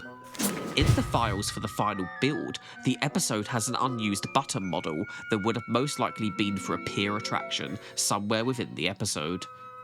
Day of the Dolphin has unused dialogue that was meant to play as you approached the episode's trigger within the hub world, with Lisa's dialogue for this being used in the old gen version in the actual episode, with its drastically different pier layout. Looks like Sea Captain's the catch of the day. Oh no, it looks like the fisherman has become the fishered. Shadow of the Colossal Donut was clearly inspired by multiple Treehouse of Horror segments, including Attack of the 50-Foot Eyesores and Clown Without Pity, while the episode itself was titled after the Shadow of the Colossus video game. The episode was initially planned to feature each phase of the fight against Lardlad in a different part of the industrial district, as seen in the August 2006 design for the episode's area. It had the first phase of the battle take place next to the construction site, which was located a lot closer to the entrance to the district overall. The second was on a street adjacent to the original location of the Sleep Easy Motel, with the design highly hinting to the activation of the mini Krusties happening as an in-game cutscene after Hatch 1 has been destroyed, while the third and final phase was planned to be within the Duff Stadium, with Lardlad fleeing after Hatch 2's destruction and smashing into the side of the stadium. A leftover of the third phase, being within the Duff Stadium, is present within the post-episode 2D cutscene, which briefly features the boss's defeat in the stadium's grounds, in a shot focusing on Bart standing on top of the downed Lardlad. An early game build had the older per-ability power bar, and also lacked Lardlad's HUD icon being displayed next to his health bar, while the level itself had differences, including the construction site's dirt texture being much lighter, a power source bar's billboard being there instead of the colossal donut sign, which is still depicted in the alien invasion cutscene, the building next to it being coloured pink instead of the final game's green, Bart's baseball ammo being red instead of grey, the level featuring 2 designs for the helium tanks, one which housed them in the back of a crashed truck, and the other being an alternate coloured version of the old Gen Edition's helium tank, featured within Invasion of the Yokel Snatchers, the cut taco food item, a ladder in place of the mattress near the factory, the skybox scrolling between daytime and dusk, which could suggest that they once planned to shift the time of day between the boss phases, Lard Lad's outer eyes being white instead of the final game's green, phone booths existing within the area, like on the old Gen Edition, and the episode once containing a girder which would react to Homer and Bart's weight in a similar way to the dinosaur in Bartman Begins. The E3 prototype's unused episode replay image would feature the older power source billboard, Bart's red ammo, and Lard Lad's white outer eyes, while the final Game Builds episode replay image still features the replaced power source billboard and the green climbable building in its original pink colour. The E3 prototype featured trash bags as an additional object throughout the level, and had a slightly different awning design that was thicker with green and orange stripes, while having the overall colorization of the roads be much darker. Homer has unused voice lines of him fleeing from Lard Lad. I'm running away while I pee in fear. Bye, son. Hope you don't die. Cowardice, take me away. Kent Brockman has some unused voice lines reacting to Bart and Homer defeating the mini Krusty dolls. They're treating these miniature Krusties as if they were minuscule Krusties. Those robot clowns died fighting for what they believe in. Nothing. The tiny clown's reign of terror was as small as they were themselves. Those mini Krusty robots just got served. I've never seen such an impressive display of tiny robot slaughter. Oh, wait, I have. Brockman also has a voice line which was intended to be triggered after Lard Lad had been taken down. Lard Lad is down for the count. What an amazing display of punching, eating, flying, and slingshot using from the Simpson boys. Unused voice lines, just like with Day of the Dolphin, are also present for when the trigger for Shadow of the Colossal Donut is walked into within the hub world. I'm ready for whatever comes our way, as long as it's of normal size. Hey, it's Krusty! A bunch of Krusties? They're attacking! And they're tiny! I can't believe my giant, perfectly circular eyes! Not one, not two, but an entire horde of mini Krusties are attacking! The first of these unused voice lines was still used in-game within the old Gen Edition. The original name for Invasion of the Yokel Snatchers was The Day Springfield Stood Still, being a clear reference to the 1951 sci-fi film The Day the Earth Stood Still, that just so happened to get remade at the same time that the Simpsons game was in development, with the remake releasing a year later in December 2008. This unused episode title would eventually get given a new use within the Simpsons Tapped Out quest as part of Treehouse of Horror 24. An unused brown truck model still exists in the Final Builds files for this episode, with the model being used within the old Gen Edition. The episode also has unused voice lines for the alien NPCs that would have been triggered to make the player aware of where they were going to spawn in. Silence your oral communication orifices.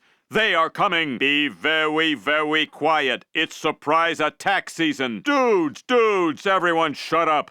You're gonna ruin the surprise attack. Seriously, shut up! Here comes trouble. They are going to be so surprised. I can't wait to eat all those dead humans. There is also unused Bart and Homer dialogue meant for when they enter the UFO's abduction beam. This thing sucks! Literally! This is cool, but incredibly painful! Invasion of the Yokel Snatchers also has an unused alien icon, presumably meant to appear in the level's time challenge, due to it being labelled as a counter icon. And again, like with the last two Treehouse of Horror themed levels, there are unused voice lines meant to trigger when walking into the starting zone for the episode within the game's hub world. Let's do this thing! Hasta la vista, alien scum! Considering earlier episode triggers within the hub world still have dialogue like this play, it is most likely that they ran out of time or forgot to implement these. The Bargain Bin episode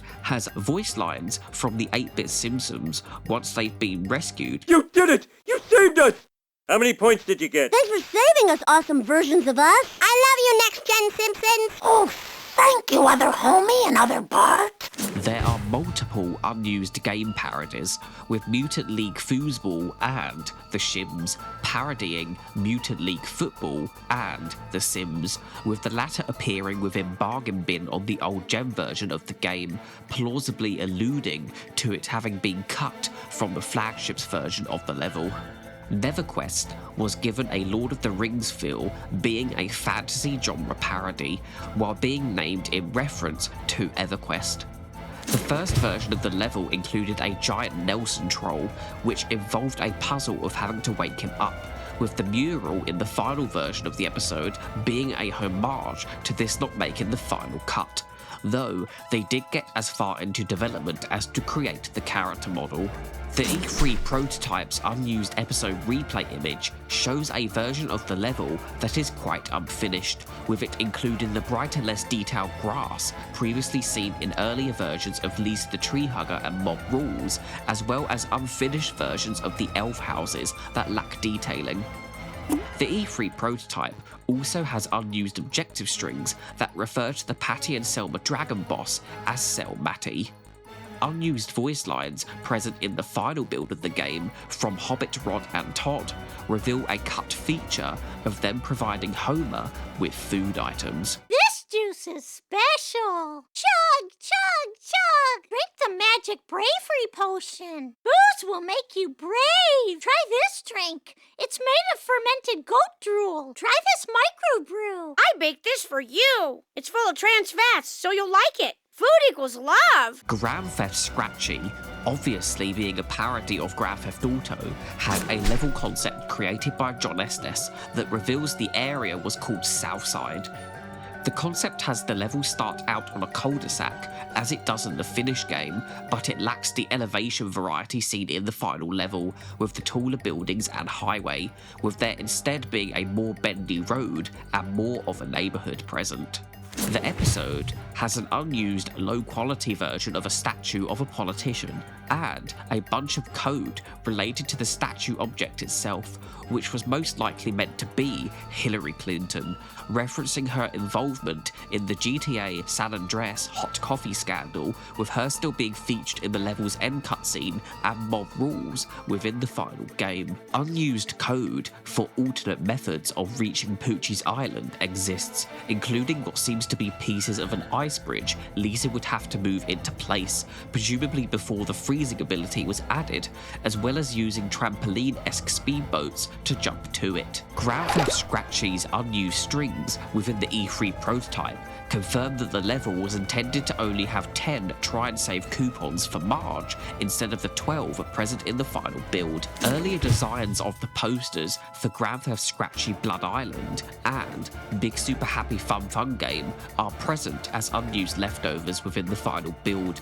being depicted with less detailed artwork, lacking character shading.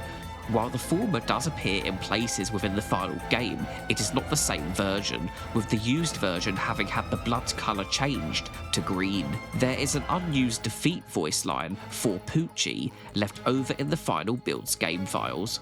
I have been served. Medal of Homer, unsurprisingly, is named after the Medal of Honor game series.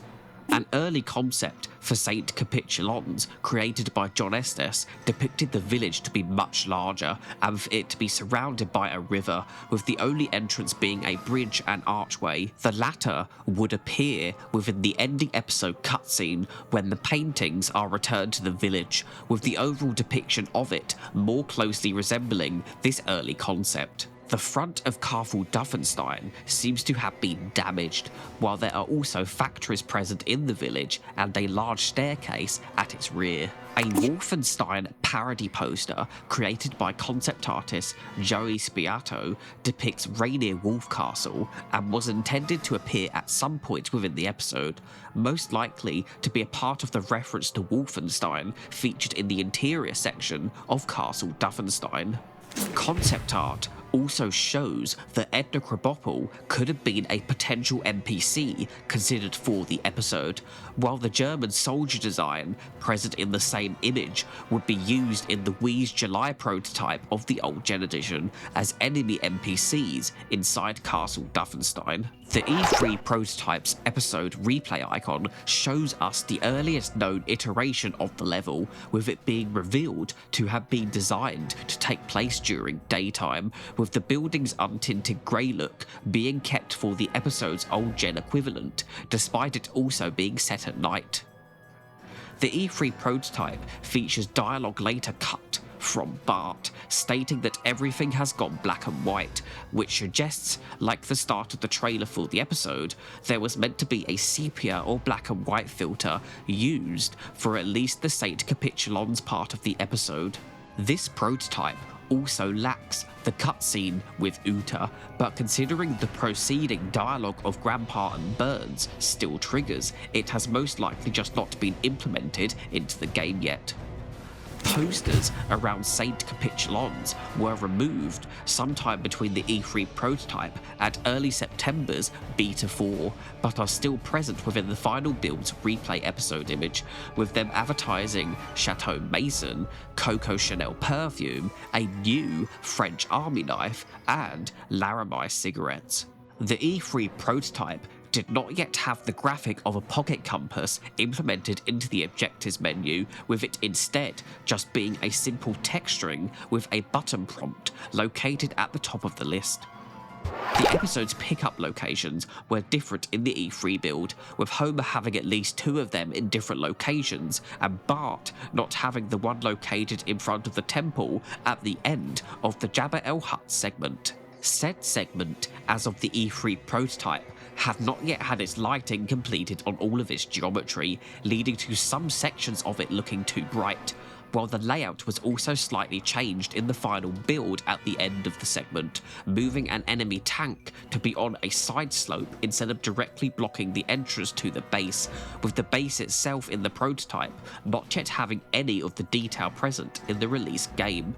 The E3 prototype contained 2 posters for the Jabba the Hutt segment that were also removed like their Saint Capitulon's equivalents, with them promoting My Hump's Camel Rentals and Alibaba's House of Kalav Kalash. The final section of the episode, on board the USS Real Crazy, originally took place at daytime instead of sunset, as seen in the trailer for the episode as well as in the old gen edition. The section also once had a distinctive lever model, which again was kept in the old Gen Edition's release, while being replaced with the model found in Enter the Cheat Tricks in the final build of the flagship. Destroying the AA guns was an objective required of the player prior to reaching Private Burns, with the final objective of knocking him out originally only triggering once you got close to him. The final build of the flagship version features an unused texture of an American flag with the text "Mission Accomplished" overlaid onto it, presumably intended to have displayed at the end of the episode once defeating Private Burns, instead of the game's generic episode complete cloud graphic. Big Super Happy Fun Fun Game is a clear parody to Japanese-developed games with references to IPs such as Final Fantasy. Concept art created for a lava geysers section depicted an idea of Lisa having to use her hand of Buddha power to freeze the lava, allowing Homer to cross it. The E3 prototype's unused episode replay image reveals that the toilet that once trapped Mr. Sparkle was a solid grey colour, being much less dirty. A cliche titled Spiked Icicles That Cause Damage was once planned to be a part of this episode as revealed by text strings within the E3 prototype. This was replaced with the flying boat cliche sometime afterwards. Another model present in the old Gen edition of the level is a Japanese vending machine, which ended up being left unused in the flagship. Unused voice lines also exist for Homer and Lisa summoning their finishers within the Sparkle Mom minigame. Summon crazy animal thing! Sick 'em, boy! Sick 'em! Strike and white power, activate! Come on, Linguo, be pedantic. Pedantic! 5 characters in search of an author is yet another level that once had a completely different name, with concept art by John Estes revealing its original name rhymes with complaining, which the E3 prototype correlates. The concept for the episode leads more into the theming of the many statues and merch of Matt Groening's creations, with there being a big atrium statue designed that included many Futurama characters beyond just the Bender and Zoidberg characters seen in the final episode.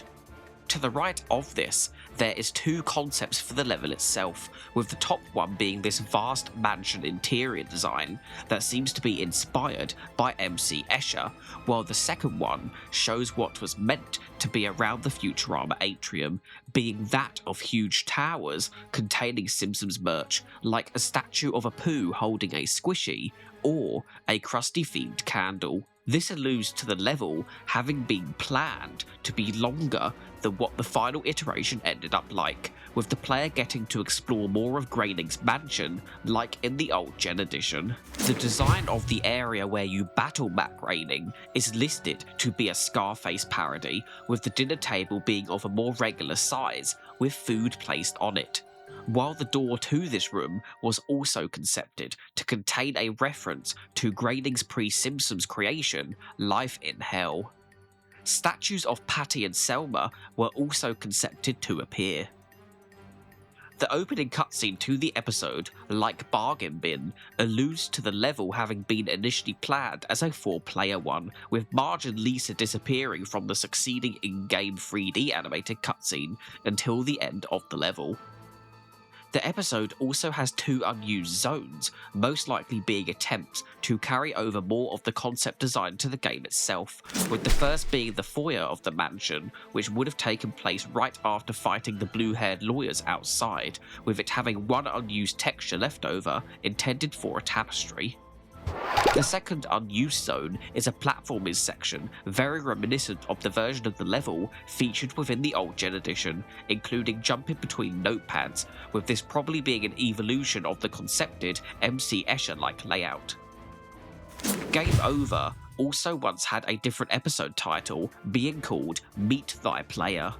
The episode also has an unused voice line for when Shakespeare is defeated that is still played on the old Gen edition. To be or not to be, that is the dead! Game Over's early level layout, seen within the unused E3 prototype's episode replay image, shows that the colour of the pathing was once a more golden colour compared to the final game's creamy grey. The level was also intended to have a Cloud Bridge Hand of Buddha puzzle, which has an unused straight piece model left over. Lisa was also originally going to build the Skybox building via her Hand of Buddha ability, as seen with both said E3 prototypes episode replay image via pieces of the building Lisa would have to lift, as well as Lisa's reaction dialogue being left unused in the final build. Ugh, I can't believe I helped build another Starbucks! Due to the old Gen edition only allowing the player to play as Bart and Lisa within Game Over, this method of building the Skybox was retained, complete with Lisa's voice line. The E3 prototype has unused strings stating that Homer only had 6 duff caps instead of the final game's 8, while Bart, Lisa and Marge all had 4 collectibles each in this episode instead of 5, 7 and 5. Leftover files in the PS3 version of the Simpsons game's front-end texture container show that this flagship version was planned to have a number of DLC updates, with the DLC template file names being labelled as download episodes. It is likely that that there would have been additional levels added to the game post-launch, with them likely being anthology episodes if based on the base game's level structure. The main menu also has an additional section that was planned to take the player to the console's digital store to purchase said DLC, but due to it being dropped, the section ended up being permanently unused.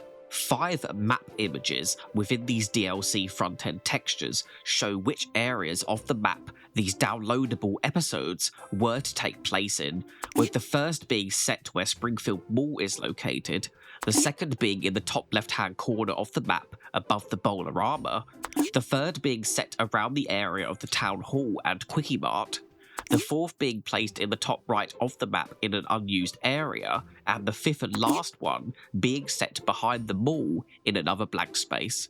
It is possible that these areas could have also been opened up in the hub world as well, expanding on areas that the base game did nothing with, potentially even adding areas they had cut from the originally envisioned Living Springfield. The DLC file structure and unused code also confirms that the episodes, just like the base games, would have been replayable from the episodes and challenges section of the main menu, as well as have new cutscenes that would have been added to the movie browser after the base game ones. With the 5 known DLC areas being on the corners of the hub world, I would not be surprised if they would have also done a 6th one that expanded of the industrial district within the hub world, opening it up for exploration in line with its original design. Due to Lake Springfield's location in the earliest known map design, it is possible that the 4th DLC episode could have been set around Lake Springfield and the surrounding mansions, while the second DLC could have brought back the cut hospital and cemetery, or even the power plant area. With the game's ending having God return the Simpsons back to their uninvaded world while still having their powers, these DLC missions could have shown us what the Simpsons did with them post the events of the main game, with there being a lot of potential stories they could tell with other villains such as Hank Scorpio or more of Sideshow Bob. Perhaps they would have expanded out their collection of spoofs of other games, potentially reviving ideas for episodes that they had to cut due to scaling. A third DLC option could have been them adding more interiors to the game that were initially cut. Both these episode and the previously mentioned Character Skins DLC were cut due to the 2007 writer's strike, with all of them having to also be approved by Fox and Gracie Films, while Redwood Shores was moved on to other projects before they got rebranded to Visceral Games and then closed down altogether with the cancellation of their Star Wars game known as Project Ragtag. Going into the creation of this video, I did not realise how much was cut and changed from the Simpsons game, but it did certainly explain things to me, such as the random placement of buildings like the Quickie Mart and the Duff Brewery, as well as inconsistencies with the old gen version of the game, which I had played before the flagship. I assume the reason why the game's deadline was what it was probably because they intended to release it a few months after the Simpsons movie, in order to potentially get more people from that to buy the game. I always wondered whether you could get to the industrial or power plant areas in the hub world somehow, with all this development information revealing that was indeed meant to be the case, but that they got cut due to time constraints. I also personally feel like this game was worse affected with its truncation compared to everything that was cut from The Simpsons Hit and Run, because that still had the diverse ability to get in and out of your vehicle and had multiple regions to explore that reincorporated some of the locations cut from their original 4-region plan. The original vision for the Simpsons game's hub world feels like it would have improved on the vision Hit and Run once had, enabling much more on-foot purpose as it did in the final game, but not at the expense of having zero car gameplay, and with the Living Springfield map design specifically, it would have felt like the game had a much more authentic version of Springfield that made sense. Though if we could have the best case scenario, they could have also included the more country-esque wealthy part of Springfield that was included in the diorama map.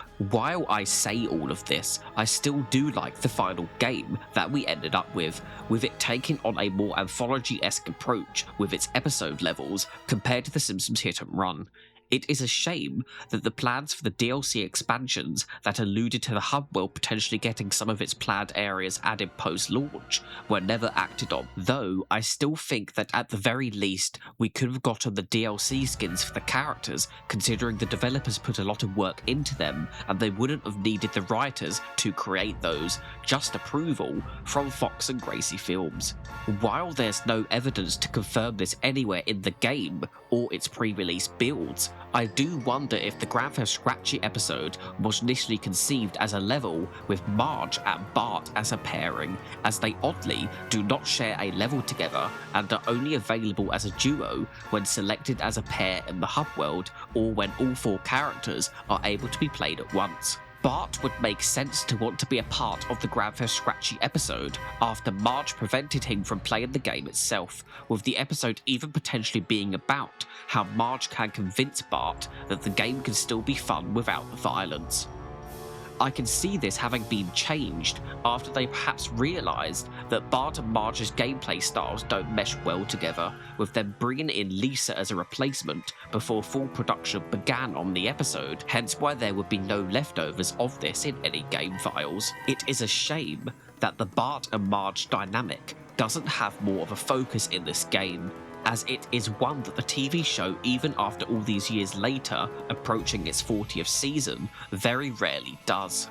I would not be surprised if there are even more remnants of older flagship builds present within the Nintendo DS version of the game, such as the feature of using powers unlocked later in the game within earlier levels, as well as cosmetic differences like Bartman originally being purple coloured like he is everywhere else.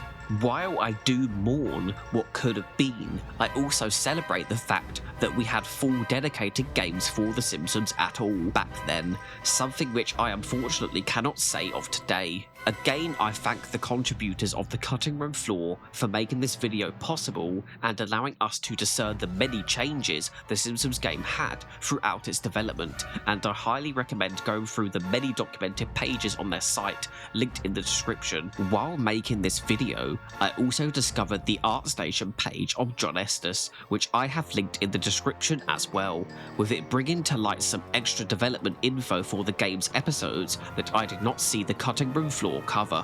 While I didn't directly cover the old gen edition of the game in this video, if it does well enough, I will consider doing a follow-up specifically covering the prototypes and cut content from that edition, which, based on how many times I mentioned the old gen edition in this video, is something that I'd be interested in diving deep into, based on how that edition of the game gives us a unique look into the development of the flagship and vice versa, something I don't think is replicated by many cross-generation mid-2000s games, though I do know that Tomb Raider Underworld has a similar situation. Hopefully one day, the 400th episode party preview build will find its way online like the E3 prototype did, which will allow us to discern even more differences between it and the later game builds. I now have an active channel membership available. This will grant you exclusive perks like emojis in the comments, usernames listed in my outros, and updates to what's coming next posted exclusively for members in the community tab. But the best feature is you get 5 days early access to new videos, and you will be supporting me at the same time. To find out more, you can click the join button on my channel page. Thank you to anyone who considers becoming a channel member. Thank you for watching. Please see the video description below for interesting links, sources, and credits. If you enjoyed, please like, subscribe, and comment, as it will really help the channel continue to grow.